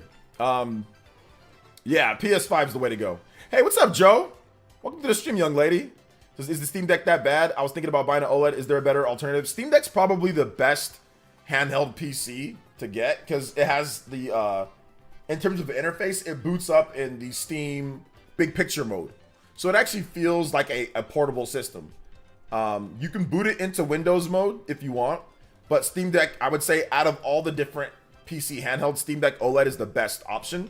I still don't like it, but that's because I'm stupid. So for you, Joe, you'd probably like Steam Deck OLED, but I'm good. I don't like. I have one, and I still got to do a review on it, but I'm good. You know. So yeah. See, good that mama is checking on you. Yeah, I texted her. I told her that I'm fine after the whole situation yesterday, like the court thing. I told her yesterday, you know. So yeah. It's just the size of the Game Gear. Any of them are not enormous. There are some ones like that, like the AN Neo or whatever. There are some that are smaller, but most of these PC handhelds are massive, you know. Maybe I can wait till the next version. I'm not in a rush. Yeah, I mean, that's true. I think they're probably like the next gen Steam Deck. Probably in the next like couple of years, they'll probably do like a Steam Deck. Next 2 to 3 years, they'll do like a Steam Deck 2. So yeah, maybe. LJ Paper Mario now. I'm in Paper Mario. Let's go. Shout outs to Shwetty. And he says, OJ, speaking of PC, did you check the Sega versus Capcom? No, I don't know what that is. Hey, what's up, Huddy? Just want to say what up, Huddy. Shout outs. Do I play MMORPGs? I do not. I was so unhappy. I'm going to catch up on comments. I was so unhappy. Thank you, Christian, for the multiple donos, man. With gaming towards the end of the PS4, Xbox One era, playing Western games. So happy Switch got me back with Nintendo and Japanese gaming again. Yeah, I do not like the PS4 and Xbox One era. That era to me is one of the worst eras at the beginning of the end when it comes down to it. But I don't like PS4 and Xbox One. Like, I just don't like those systems. Like, people always say, oh, what's your favorite, PS4's favorite PlayStation system? It's like, no, like the PS4 and the PS5 are like my worst. These are like the worst. I hate them the most out of all the PlayStation systems. For me, it'd be PS2 number 1, PS3 number 2, PS1 number 3, PS4 number 2, or number 4, and then PS5 number 5. Like, to me, the PS5 and the PS4 are the worst PlayStation systems, the absolute worst. So yeah. I mean, I can understand why people think like PS4 is worlds better than PS5. Yeah, I get that, because at least on PS4 you got you know, what did you get on PS4? You got like Infamous, right? You got an Infamous game on there. You got Ghost of Tsushima on there, right? You got some pretty good stuff. You got Uncharted. You got a couple Uncharted games, right? You got Uncharted, the DLC. Plus you got the Uncharted 4. You had The Last of Us Part 2. You know, you had that game on there. Plus the remaster. You had Bloodborne. You know, you had quite a number of games. Now, all this stuff is not necessarily my taste, but they had a more consistent flow, maybe. They still had Sony Japan games. We still had, you know, we had Gravity Rush Remastered. We had Gravity Rush 2. You know, we had a bunch of Sony Japan games, right? So that was good. But yeah, this PS5 gen is terrible for Sony's first party, at least. Persona 5, yeah, third party game, but yeah, Persona 5. I've always been a PC and console gamer my entire life. I understand it's not for everyone, but that's why choice is important. Exactly, choice is important. Exactly. PS4 started amazing to me because of the multimedia device. I use the browser to work out videos off the website. Easier than booting up my PC. I could put to sleep. Then Sony pushed a lot of updates and made it slower and slower. Yeah, the PS4 was never good as a media player. Xbox has always been a better media player. So I've never used my PS4 as like a media player. I've always used my Xbox. My Xbox One S. My Xbox One, I use that as a media player beforehand. My Xbox Series X is pretty much a media player, but right now I don't really use any of my systems as a media player because now the TVs have caught up. Like if you have a Vizio, like a new Vizio TV, the Vizio Home Dash gives you movies, it gives you free TV, it gives you access to all the apps, you can watch YouTube and all that, and it's right there on your remote. You don't got to turn on another system and all that.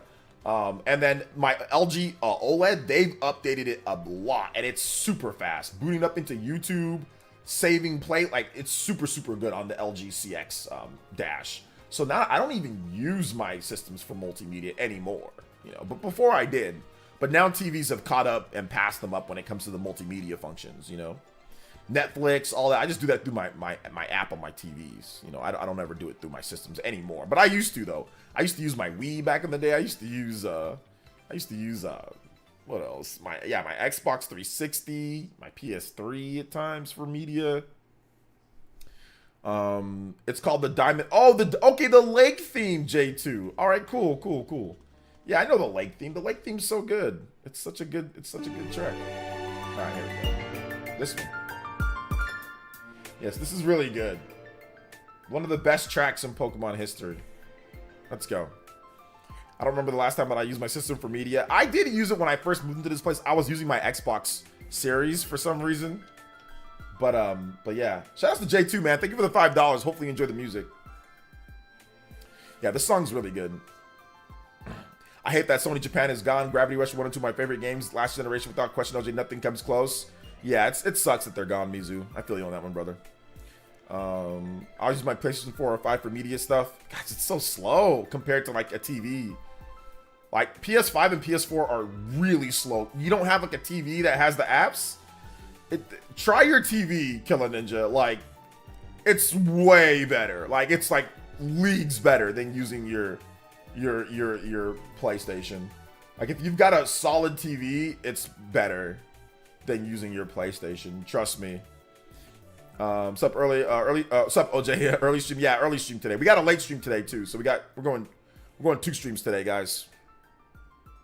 This might be a normal thing for me though on Fridays, doing 2 streams or Thursdays, depending on like because I get to, like, my daughter. I see her sometimes. I see her on Thursday for the week, so I'll probably do like early stream on Thursday and then late stream.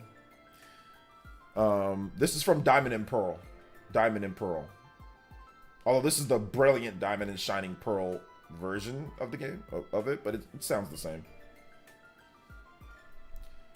I don't have a favorite PS4 first party exclusive. I like some games. Nothing I can say would be my favorite. Probably like my favorite PS4 exclusive. Oh man, dude. I mean, maybe. I'm trying to think.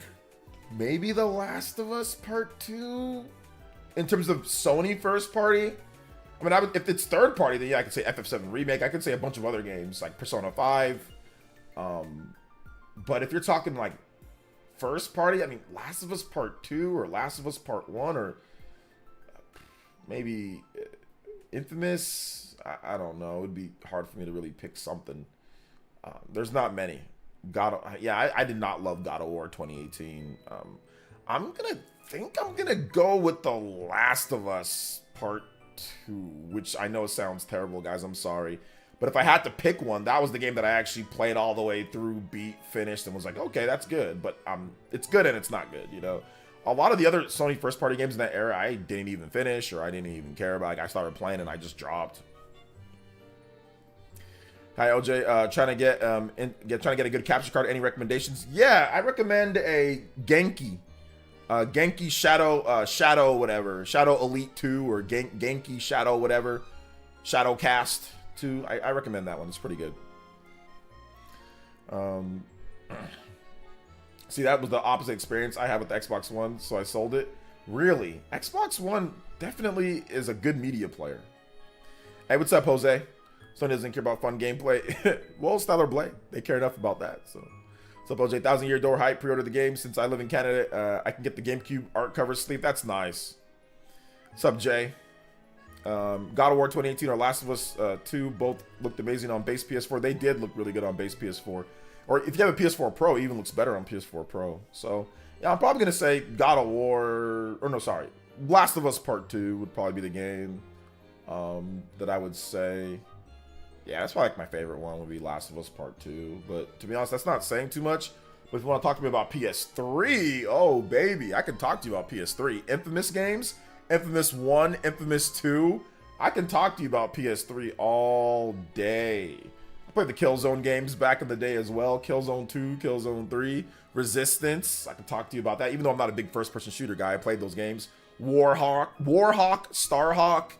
Not like these games are like, oh my god, the greatest things ever or anything, but they were fun. They were fun for what they were. They played like games. They were a lot of gamey games, you know. But yeah. Uncharted. I do like Uncharted 2. I'm not the biggest fan of Uncharted 1. Not the biggest fan of Uncharted 3. But I like Uncharted 2 and I like 4. But 2 is probably my favorite in the series. But no progression system in 2 is just... I don't think I can't. I mean, I'm not. Uncharted is good. I just don't think there's no progression at all. Like zero progression, zero upgrading, zero progression, like at all. That really irks me with those games. I don't understand why they don't just put like a light progression system in the game. Like I don't understand why it's not there. It's like light. It doesn't even have to be that big of a deal. Like at the end of each mission or whatever, like Drake can talk to Sully and like you can upgrade your guns or you can. It's like very light. It doesn't have to be like you can use some money to upgrade your guns or upgrade. You know, a couple of Drake's abilities or whatever. I mean, there's like nothing. The game there's zero upgrade, zero progression, which is just weird. But the games are good. You know, I still play them. I still play and beat them. But yeah. OJ, what's your favorite game this year so far across all consoles?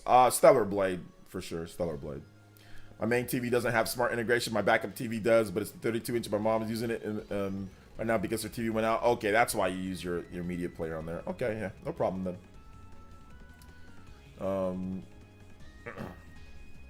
Oh yeah, I love God of War 3.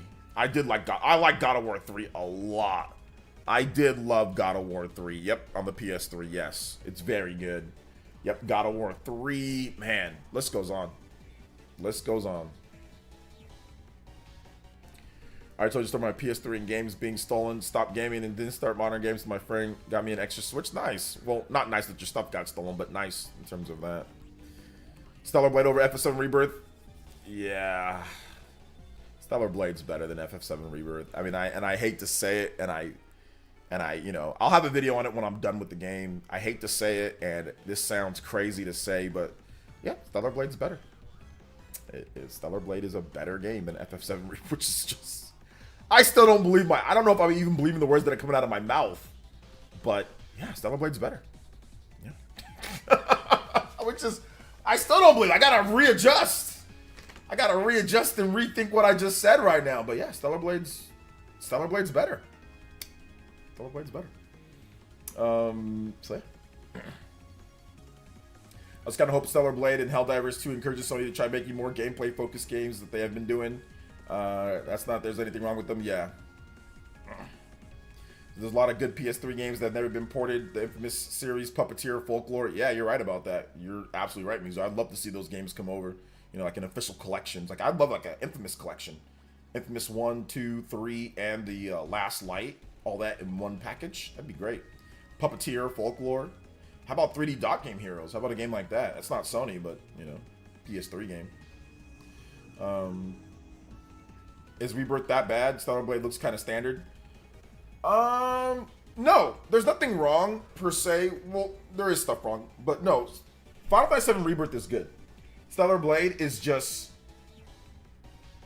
I'm boomer. If you're a boomer, then Stellar Blade is a better game to you. Like if you like boomer type of game design, Stellar Blade is boomer, not boomer game design, but it's partial boomer game design. It's very PS2, PS3. It reminds me of, not gameplay wise, but just like Bayonetta. If you play like the original Bayonetta, or if you play like Astral Chain, it's just straight up. It's a little tropey, a little standard, like you're saying, but it's very well done, and it blends so many different genres. Like Astral Chain is a blend of so many different genres, so many different styles of game. You feel at home when you play it. Final Fantasy VII Rebirth feels obtuse. It's imposter syndrome. They're trying to say, no, it's the, hello, how do you do, my fellow kids, or whatever. Like, it's, remember that meme with the guy from Saturday Night Live, like where he walks in, like it's an old dude with the backwards hat. They're trying to be this hip, cool, new action game, and it ends up being an imposter. This isn't Final Fantasy to me. It doesn't, to me, it should be turn-based. They should be doing some type of cool, slick turn-based system. It feels so awkward to see Cloud and Tifa and Bear and all these, and this weird action RPG in this crusty open world, you know, this crusty ass open world. And I don't know, man. It just feels like it's imposter syndrome. Like, I don't know. It doesn't feel right. There's something with that game.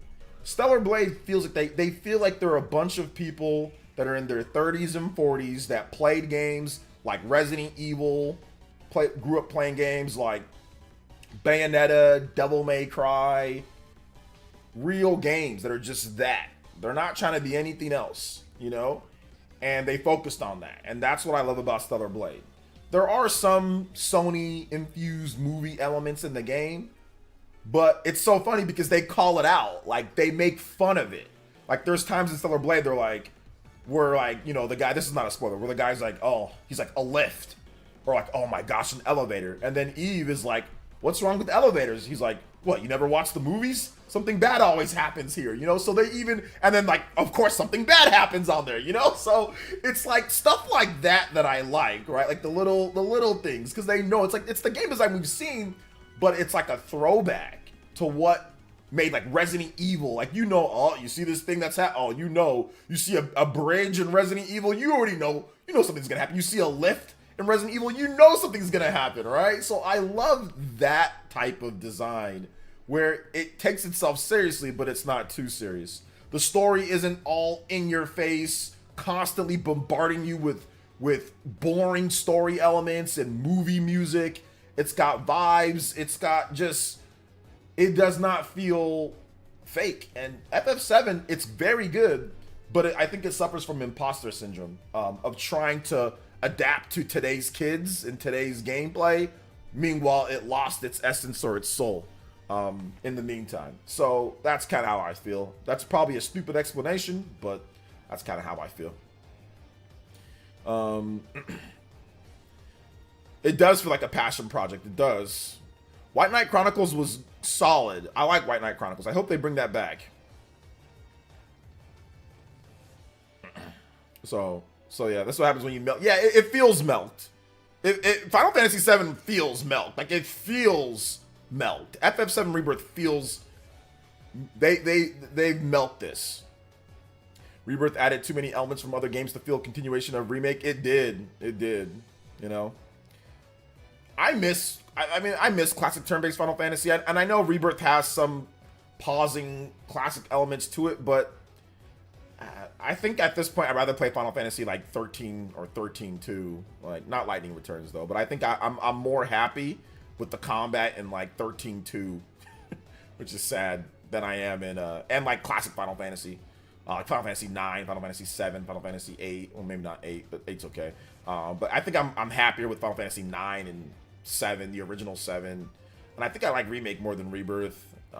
Yeah, I don't know, man. I don't think I'm down with this new direction that they're going in. I only played 15 and a vague idea of the rest of the series, though. Huge JRPG guy, though. Oh, you only played 15? Oh, I'm sorry.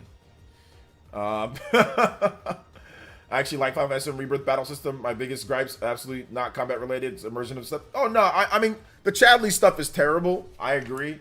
But, yeah, I mean, I don't know, man. The combat system's good, but I think I'm done with Rebirth, like the trilogy. I think I'm just done playing. I don't know. I'll probably just watch some lore videos and just finish. I don't know if I'm gonna finish the game, which just it makes me sad that I'm saying that I don't know if I'm gonna finish a Final Fantasy game. Like, I don't know if I'm gonna finish a Final Fantasy game. That makes me sad. But you know, it happens. Yeah, at least we have Dragon Quest. That's true. That's true. Oh, we have Paper Mario coming out. The first 30 in Rebirth were fun, but then it kept adding more and more. Now it feels like a chore 90 hours in. Oof, 90 hours. Well, you're too deep, Joe. You just go ahead and finish that baby off. Oh, man. Yeah, 9, 7, and 6 are my favorite. 9, 7, and 6 are my favorite Final Fantasy games. So, yeah.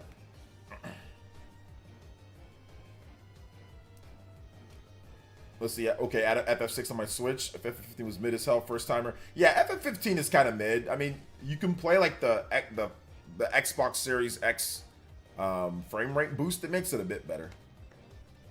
OJ's 50, turning 51. I'll be 51 next year, but I turned 50 this year. I turned 50 this year. I'm 100 hours deep, so I got the sunk cost fallacy. Yeah. That's kind of part of me why I don't want to play it more, because I don't want to have a sunk cost fallacy with, even though I bought the freaking special edition for $100. But Square Enix gave me a review copy for the game, or like a launch digital copy for the game, so yeah.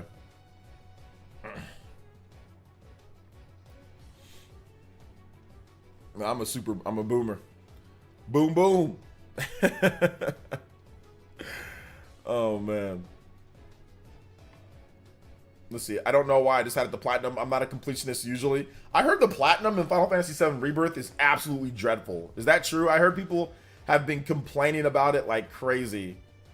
Oh, hold up. Let me read off a description of the Nintendo World Championships NES Edition. That's the name of the game.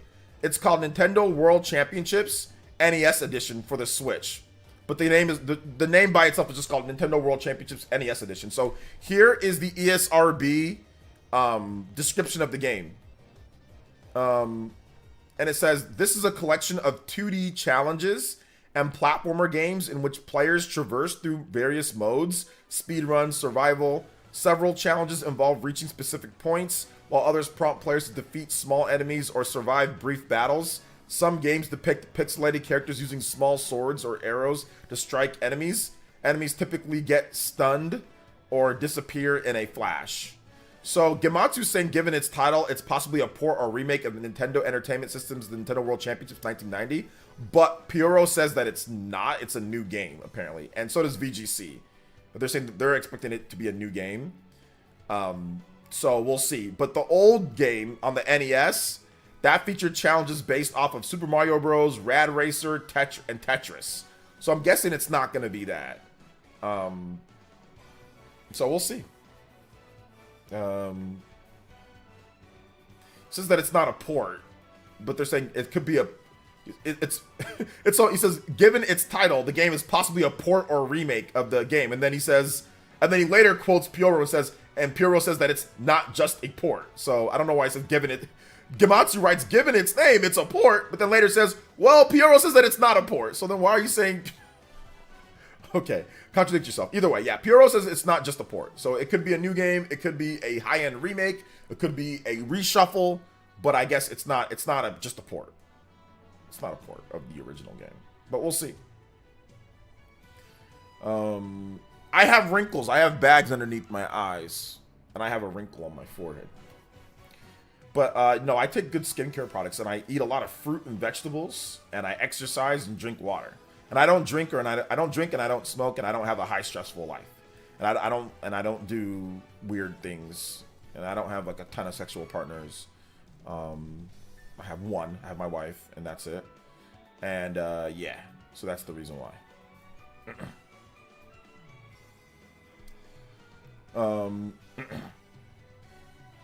I like doing challenges as soon as they show up, like Cloud's Arena fights, the Gold Saucer, people streaming care back after leveling up. Okay. Thank you, Darkstar. I appreciate that.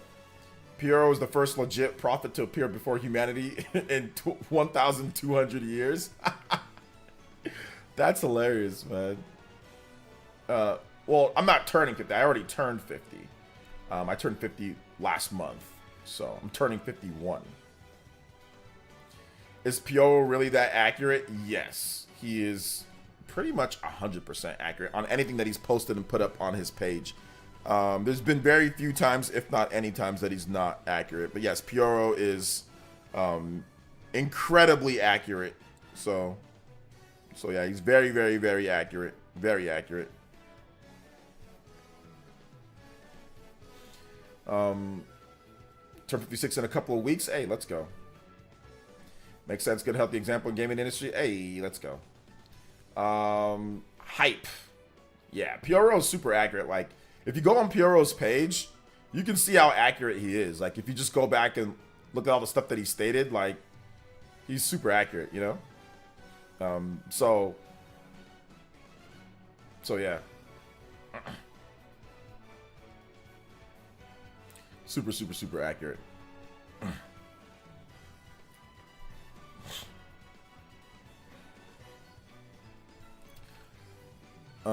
All right, let's keep it going though. If you guys have questions, feel free to tag me at PlayerEssence, hashtag PlayerEssence or PlayerEssence by itself.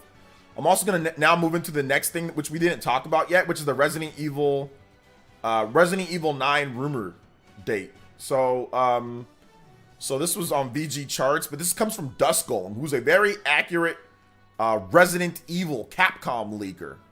So he's gotten a number of things right in the past. So let me read up this here, or let me read the write-up here.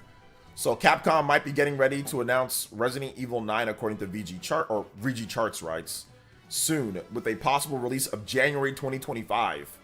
According to Dust Golem on Twitter, Dust Golem has a good track record of revealing video game information before they are officially announced, especially with Capcom. So, quote, I have good news / rumors to deliver on Resident Evil 9, said Dust Golem. The possible delay I had heard murmurs about can be pushed aside. RE9 should be revealed pretty soon and released next year.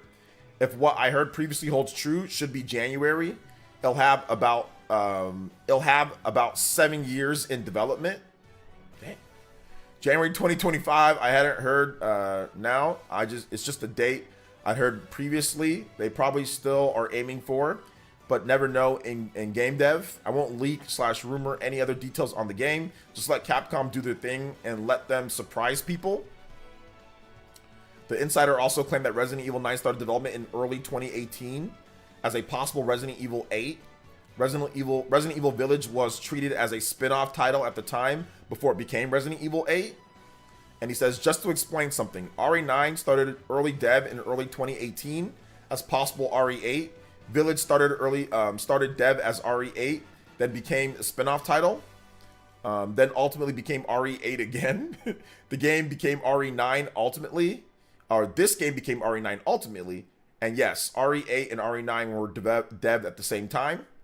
RE games are usually greenlit in batches and planned out for a few years to keep the series near annual.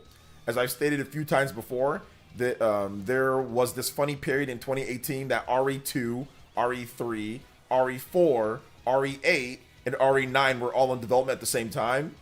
And real quick before I get to his next part, that's absolutely correct. If you look at when all those games came out, it definitely seemed like they were planning, because like they were just launching one after the other, right?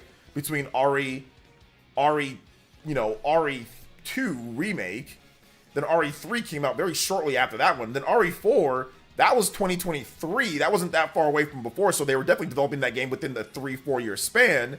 So yeah, it definitely seemed then, like, obviously if you have your next RE8 didn't come out too much after that. So yeah, that definitely seems accurate that all of these RE games were at some point kind of crossed swords or something. I don't know. When it comes to development, they kind of crossed between each other.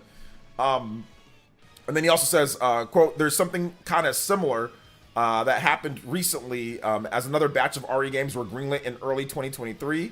RE9 has the biggest budget and longest dev time of any RE game to date, and I've described previously as ambitious.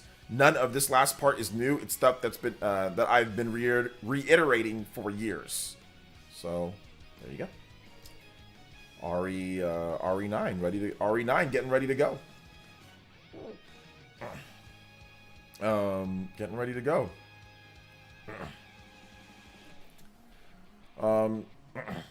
There's a RE game every year, almost, seems like. I'm not an RE guy, but I have respect for the series and how everyone goes crazy for them. I do like RE. I like RE4 Remake is really good. Have you played RE4 Remake? I mean, I would say give that game a try, especially if you can get it for cheap this like Black Friday. Give that game a try. It's really good. But RE4 Remake is super fun. It feels like an actual real game. I mean, there's some stupid microtransaction stuff, but to be honest, I didn't even know they were in the game, like, until somebody said it. But yeah, I really enjoy RE4 Remake. I really like it a lot. So yeah. I hope Leon returns. I wouldn't mind new characters in this game. I mean, we've already used Leon so many times. Oh my god, RE2, RE4, RE6. So he's already been in so many games. So I'm hoping they maybe have some new characters, new setting, new characters, new threat. I'm good. I'm good with that, you know. I think the camera angle, you're not into. It's a behind the back third person shooter. Like most third person shooters are behind the back third person shooters, right? Like watching RE streams but can't play, too scary. RE is not scary. We're talking about new RE, not classic. Although RE7 and 8, those can be seen as a little bit scarier. But like like RE4, RE5, RE6, those games, Revelations, those games aren't really scary.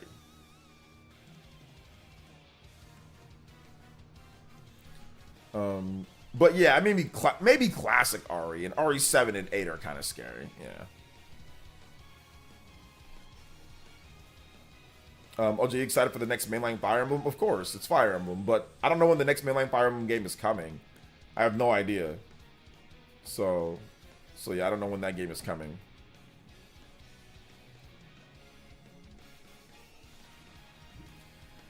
Code Veronica, and newer RE games do not have the same camera angle, nor. So that's classic RE has fixed camera angles, and then like new RE games have either first person or third person behind the back, like Uncharted or like Gears of War, or like most like modern third person shooters. So. Let's see here. They also said Capcom would be using open world tech from Dragon's Dogma and RE9. Oh, we'll see. Which RE is the less scary I should try? The less scary RE? RE4 or RE5. Those are probably the least scary, like, main line Resident Evil games. RE4 and RE5. RE5 probably is the least scary out of all of them. There's only a few parts in RE5 that maybe could go as scary, but most of the game is explosions and daytime and very non-scary. It's definitely more of like an action game. So yeah, RE5 would be that. I'd say that's probably like the least scary out of all. RE5 or RE6, but RE6 sucks. So I would just say RE5.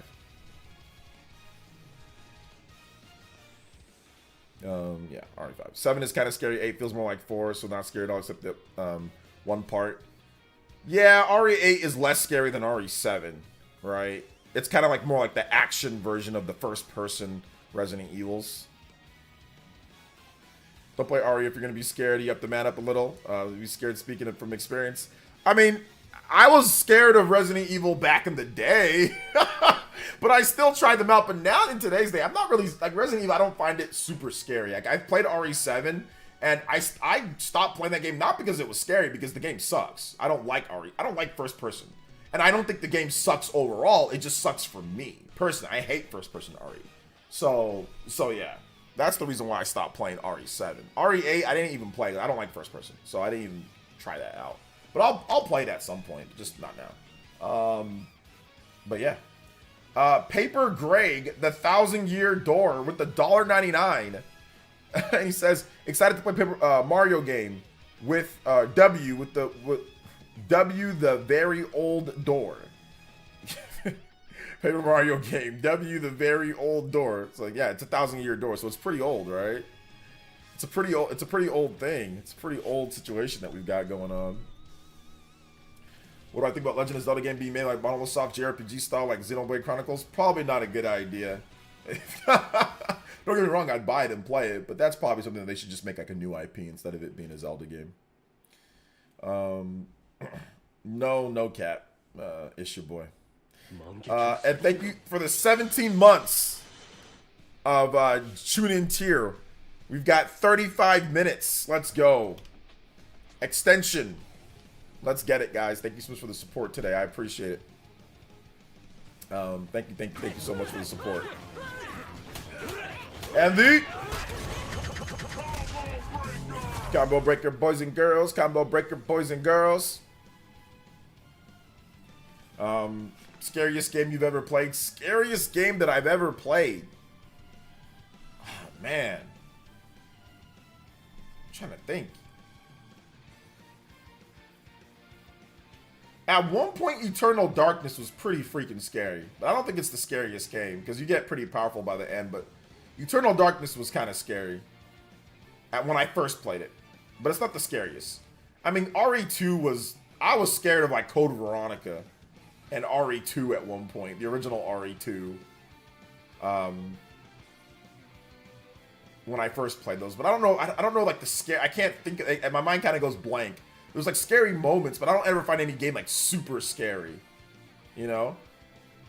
All right, take it easy, Dark Card. Thanks for coming out to the stream, man. It's not really a new setup. It's just a green screen. I'm still getting my setup put together. So, we've been seeing Paper Mario for quite some time. I guess we'll stop with the Paper Mario. We can go back to the neon room. All right, there we go. Am I going to play Sandland? I don't know if I'm going to play Sandland right away. Probably later I'll pick up the game, but not now at this point. So, probably not now at this point, but later for sure. Later for sure.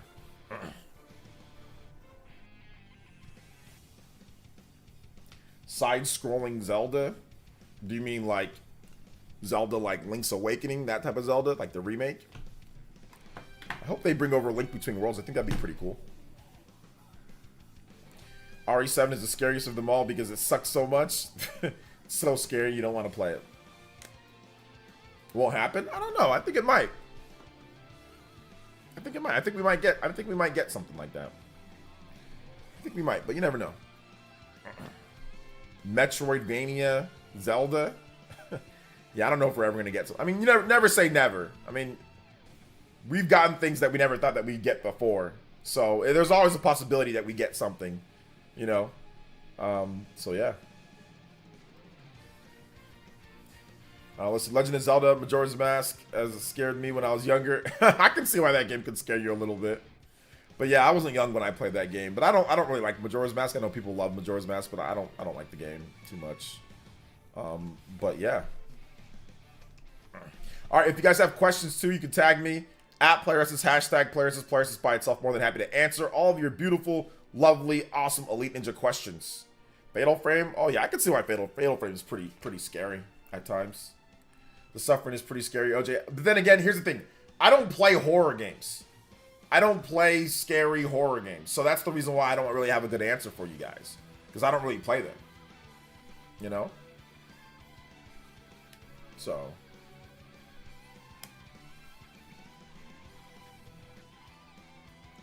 Oh, let's see here. Octopath 2 greater than Final Fantasy 7 Rebirth? Maybe. For some people. Maybe. I like the battle system more in Octopath 2, that's for sure. But yeah. Octopath 2 is great. It's a great game. Great game.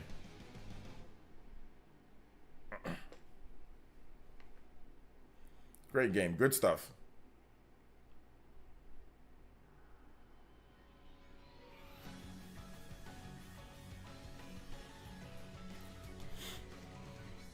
With the 5+ development time, do you still Metroid Prime 4 temp?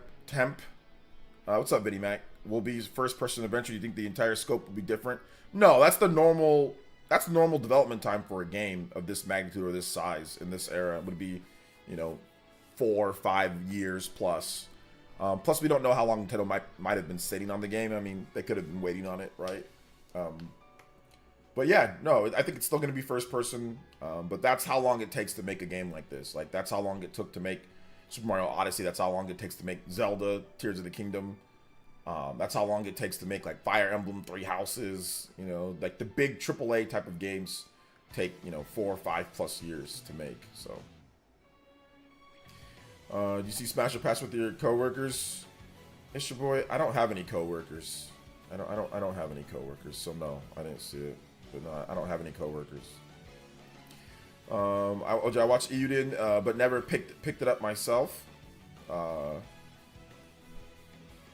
Okay. You watched me play. Okay, but you never picked it up yourself. Euden. Okay.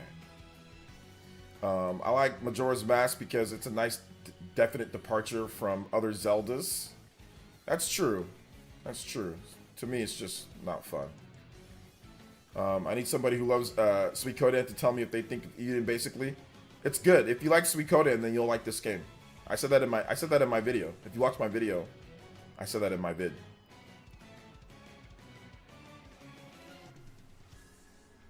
So check out my video of Eden Chronicle, like the review roundup. I have my gameplay actually in there, and like yeah, I like Suikoden. It's good. So it's good.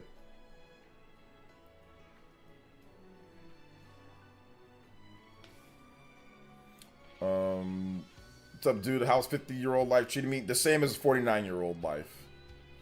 The exact same. No different. It's pretty much the same as 30-year-old life, too. Not gonna say the same as 20s when I'm in my 20s, but it's pretty much the same. No different from anybody else. Still have to pick up Star Ocean 2 before it gets too expensive. Yeah, that's definitely in my buy now before rare list. So make sure you guys check out that. Make sure you guys check out that game if you can get it physical. PlayerEssence, scary game I played was The Evil Within 1. Literally 10 minutes into the game, some big nasty human thing was chasing me. I said, bro, what the F are you? Resident Evil 2. But yeah, Resident Evil 2 was kind of scary, but I knew what to expect because I already had played Resident Evil 2. But yeah, that game can be like Mr. X kind of busting out of nowhere, like Kool-Aid Man. But yeah. Also, hopefully Switch 2 gets announced soon. My day one Switch is on its last legs. This man out here with the ghetto day one Switch. You know? The ghetto day one Switch. That's crazy.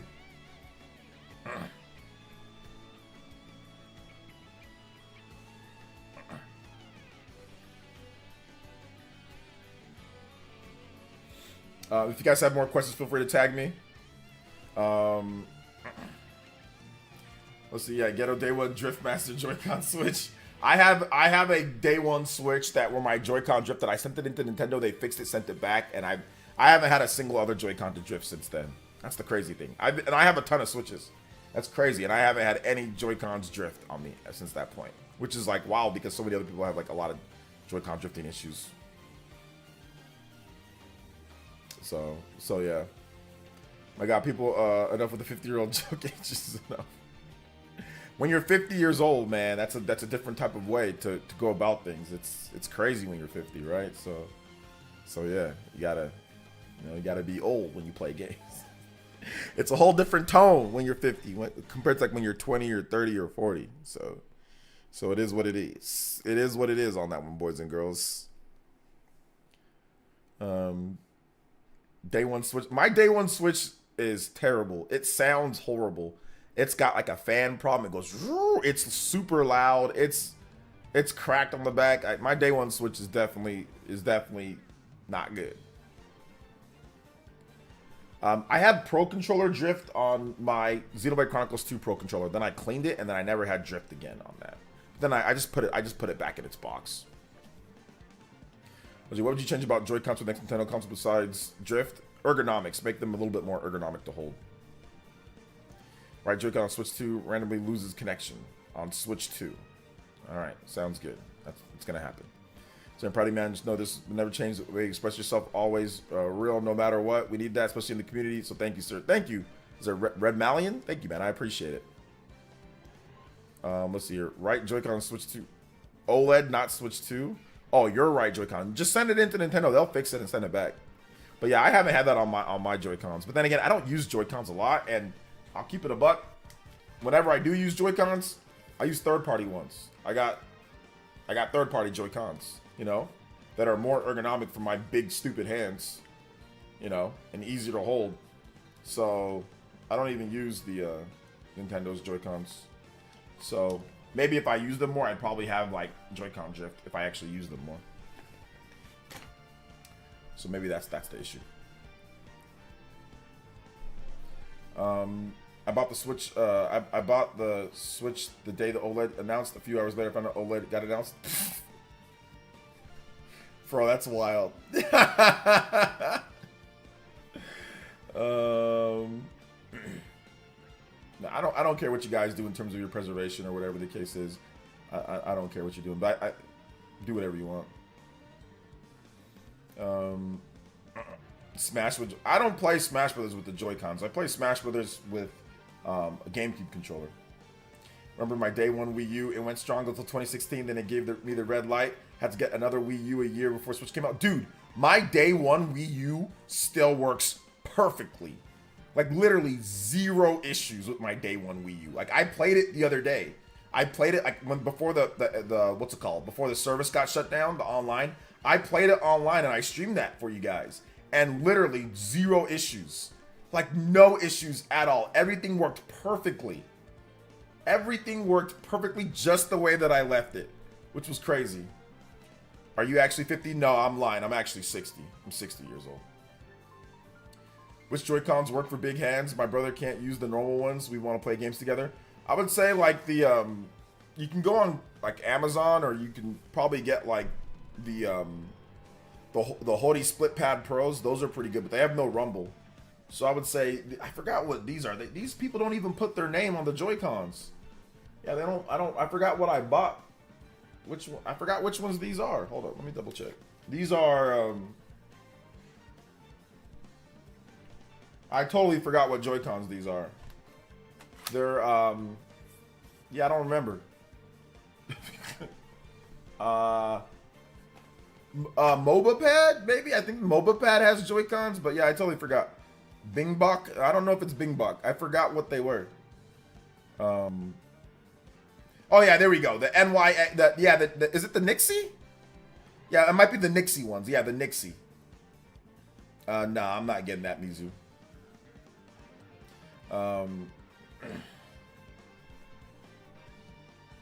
Yeah, I'm not getting that. Still mad about my college friends borrowed my OG GameCube controllers and they tried to give me back crusty controllers that weren't even the same color. Blamed it on their apartment mates. will never let somebody borrow a controller, bro.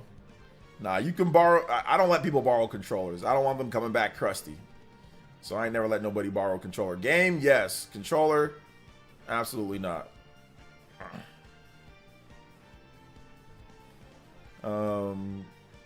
Absolutely not.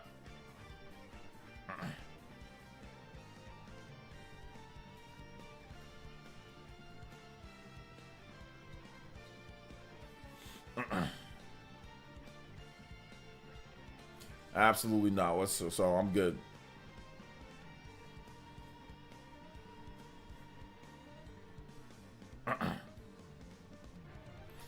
Devonna trying to make fun of you because he's probably one of those trolls who's scared to meet you IRL. No, he's fine, dude. No, he's fine. He's good. Though, speaking of trolls that tried to fight me, it was so funny. I'm pretty sure this guy, he's just a troll, but I thought it'd be interesting to have a fun conversation with him. He DM'd me that I'm a sissy, I'm a bleep, P-word. Then he DM'd me, said he wants to fight me at too many games. I said, no problem. You want to fight me at too many games? I need to know who I'm fighting. And we need to have a wager. Like, we need to have a bet, like a contract, you know? So I'm like, 2K up front, you know, 2,000 up front. Make a video showing like what you look like, who you are, so I know who I'm fighting. And we can do it. You know, I'll make a video talking about it. And he's like, why would I do that? You're a fraud. You're this. You pay me 1K to make a video showing me. I'm like, why would I pay you 1K? Nobody knows. First of all, you're on a burner account. You're not on a real account. You're on a burner account. And second of all, nobody knows who you are. I'm the person that people know who I am when it comes to too many games or when it comes to this. Like, I have a public presence. You don't. So why would I pay you to reveal your face? That's insane. You want to fight me. So if you want to fight me, 2K up front. Like 2,000 up front. And then he kept on saying, oh, you're a fraud. You're stupid. I'm like, bruh. I'm like, here's your last chance, man. Listen, I'll be there. Just do the 2K. Make a video. 5K total. Fight. Let's just go there. Get it done. You know? And he's like, no, I'm going to catch you lacking at too many games. I'm like, you're just going to catch an assault case. That's all you're going to catch. Like, you're just going to catch. Not only are you going to get beat up, because I'm going to be there with all my friends and my homies. So not only are you going to get beat up, but then you're also going to catch an assault case after you getting stomped. It's going to be like the Dave Chappelle. Who didn't somebody come after Chappelle that time and then that person got stomped? Or somebody came out. I forgot who that comedian that came out. So you're going to. So, no, actually physically fighting me. Physically, like an actual real fight. So, I mean, like, if you want to do it this way, that's fine. Go ahead. Swing on me, do whatever you need to do. But you're going to get stomped because I'm going to have all my friends around me. So you're going to get beat up and you're going to catch an assault case. So, but this guy's just a weird nerd dweeb inside of his. So that's a real troll. That's a real troll when it comes down to it, you know. Yeah, the Nixies are good. The Nixies are good. So that was a funny exchange that I had yesterday on my day off. I was like, this guy's a freaking moron. But yeah, I would love for him to try to jump me. It's going to be him. I'd love for him to try to swing at me at too many games. Like I said, I'm going to be around all my homies. He's going to get stomped. And then he's also going to get arrested for assault. You know, then I'll press charges, you know. So then I'll take whatever he does have. Whatever else he does have, then we'll also take that. So I said, hey, man, feel free. Good luck. Good luck. Good luck.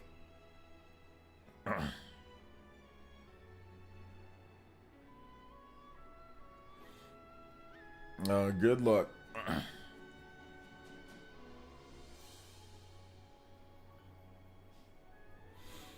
Oh, that's so weird. They wanted to fight. They just want to talk. They don't actually want to fight. If they really wanted to fight, they'd pay the money and they'd show their face. If you are a man or a real man or a woman or whatever of your word, if you actually wanted to, you would show your face. You wouldn't hide behind your keyboard if you truly wanted to fight. Christian with the $1 dono. And he says, this is what he says. He says, my brother once blamed me for breaking his PS2 controller. I decided I was going to get my own PS2 controller for myself, and he borrowed it. He ended up breaking it. What a hypocrite. Yeah, that's pretty funny, man. That's pretty funny. I did block him. And then he made a sock account and then called me a racial slur.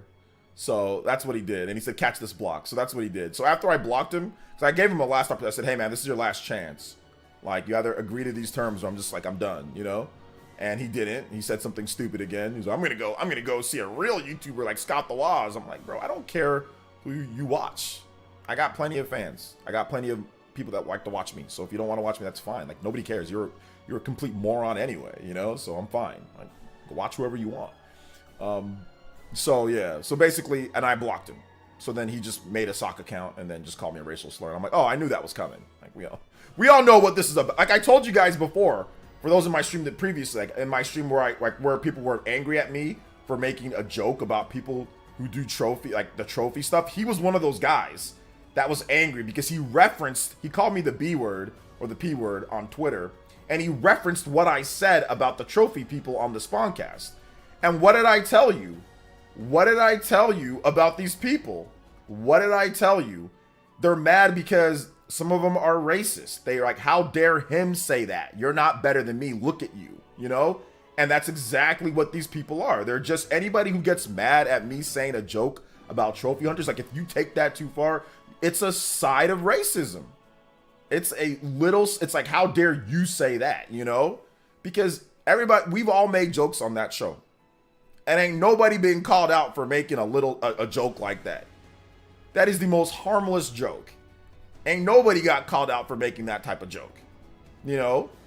But me, I'm the only one, you know? So that's what I knew. I already knew I was dealing with people that are racist. Like, I already knew it. So yeah. You'll fight me right now over the internet? Yeah. Isaiah says, graduating tomorrow. OJ got my 2 years of college. Hey, shout outs. Congratulations, Isaiah. This is, bro really crashing out over a trophy joke that, that's how you know really hit close to home. Yeah, it definitely did. It definitely did. So, but it is what it is, you know? It is what it is. Like, I knew that was the case overall with these people. I knew that was the case because we've all made jokes similar to that or like that, and nobody gets called out like that but me. So, yeah. Was that Ryan's burner account? Nah, Ryan ain't a punk. Yeah, people got too many time on their hands. Nah, Ryan ain't a punk. Hey, what's up, Guts? Yeah, I'm here. We out here early. We got a late stream tonight too, though, guys. So if you guys want to catch me later, I should be streaming later tonight too. So yeah.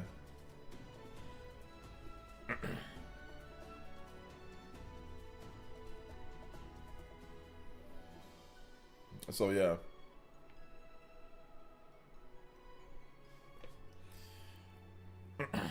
Let's see here. Big up to you dealing with weirdos and racists and still giving us content, shows mentality. To be honest, I don't think I'm even doing anything too crazy, Wilbur. Like, the problem is that people don't understand the era that I grew up in. I grew up in an era that was legit people being racist to you IRL. Not completely, but there was a lot of that. There was a race riot when I was in high school. So what these online punks are doing, you can't do anything you can't do anything worse that's been done to me IRL from people that I know that are legitimately racist, you know? Like, not online-ish. So that's why I always find it funny when people do it. It's like, oh, you're online. You're just behind a keyboard. You're not really anything, you know? So I'm not really too worried about that. Like, it doesn't and plus you're a moron if you're racist. It's like, you can't control what color you are, what you were, like, how you were born. You have no control over that. So it doesn't make any sense to be upset or angry over that. For what? Nobody has any control anyway. That's just how it is. So, but no, it's just some little boy. It's just some little boy in his room, you know, LARPing, you know. So it can be fun, like, to have this sense of grandeur or power that you don't have IRL, because we all know he's a scrub, he's a fraud, he's a bum, he's a brokey in IRL. We all know that's the case. We know he's a loser. Anybody who gets upset over a joke over a podcast like that to start challenging them to fights and acting out, we already know you're not tough. Because if you were tough, you'd call me out like a real man. You'd call me out with your face. You'd say, hey, I'm going to beat you up. You'd be real about it. That's what real men and women do. If you actually want to, you know, be tough about it, you wouldn't be using a burner account. You know, like, why use a burner? If you actually are serious about it, show your face and call the person out like a man. But you're not. You was raised like a chump, right? That's how chumps were raised. Chumps are raised. Chumps love the internet. They love the internet. cowards, chumps, you know, soy boys, weirdos, they love the internet because they don't actually have to get their hands dirty. Like, they don't actually have to, you know, there's nothing like that. They can just say whatever they want. They can act, they can be somebody that they aren't. You know what I'm saying? Like, you can be somebody that you completely aren't online. So that's why these guys love online. They love talking. It's like, oh, I can talk, I can do all that, and nothing's gonna happen to me. You know, I can be who I want to be, you know, online. So yeah, that's just kind of how it is, you know. So that's why I'm not really too worried about stuff like that, you know. But here's what we're gonna do, guys. It's already 12. We're going to wrap up this podcast or this show, and I will be back probably later tonight. I can hear my son; he's going crazy in the background, so I'm gonna go help. My wife out with my boy, and we'll get back to streaming again later tonight. Okay, guys? So it's probably gonna be around 10 o'clock Eastern. 10 Eastern we'll be streaming. If you have not seen my most recent video on Stellar Blade, check it out. A lot of people are disliking it, so that's good. Thank you guys so much. I appreciate that. There's that. There's my most recent video if you haven't seen it. And I'll make this video live right afterwards. So you guys will be able to watch this if you want to go back and watch the replay of this, okay? All right, guys. Love y'all. Thank you so much. Shout outs to Justin, ending the stream as the Hokage. Christian Me World, ending the stream as the Stream Ninja, and Justin. Shout outs to B Martin with the 10 gifted memberships. Thank you so much, man. Multiple JoJo's today, 2 JoJo's, up to 640. Thank you guys for the 36 combo count. I was only going to go for about maybe an hour or so today, but we actually stretched that out to 2 hours today. 2 hours and 15, so I gave you guys a little bit extra, even past the 35 combo count, the 35 minutes, because I was only going to go for about an hour and a half or so. So we went for 2 hours and 15 minutes. So thank you guys so much for coming out to the stream today. Thank you to everybody here. Appreciate you guys. Oh, thank you, Joe. I appreciate that. Cuts, Darkby, Andy, Mizu, thank you guys so much. Thank you guys for coming out to the stream today. And yeah, we'll probably make this like a weekly thing on my days that I've got to be here later. So we'll see, though. We'll see how it works. This was good, though. This was good. So, all right, guys. Love y'all. We'll see you guys for the next one. Peace out, homies.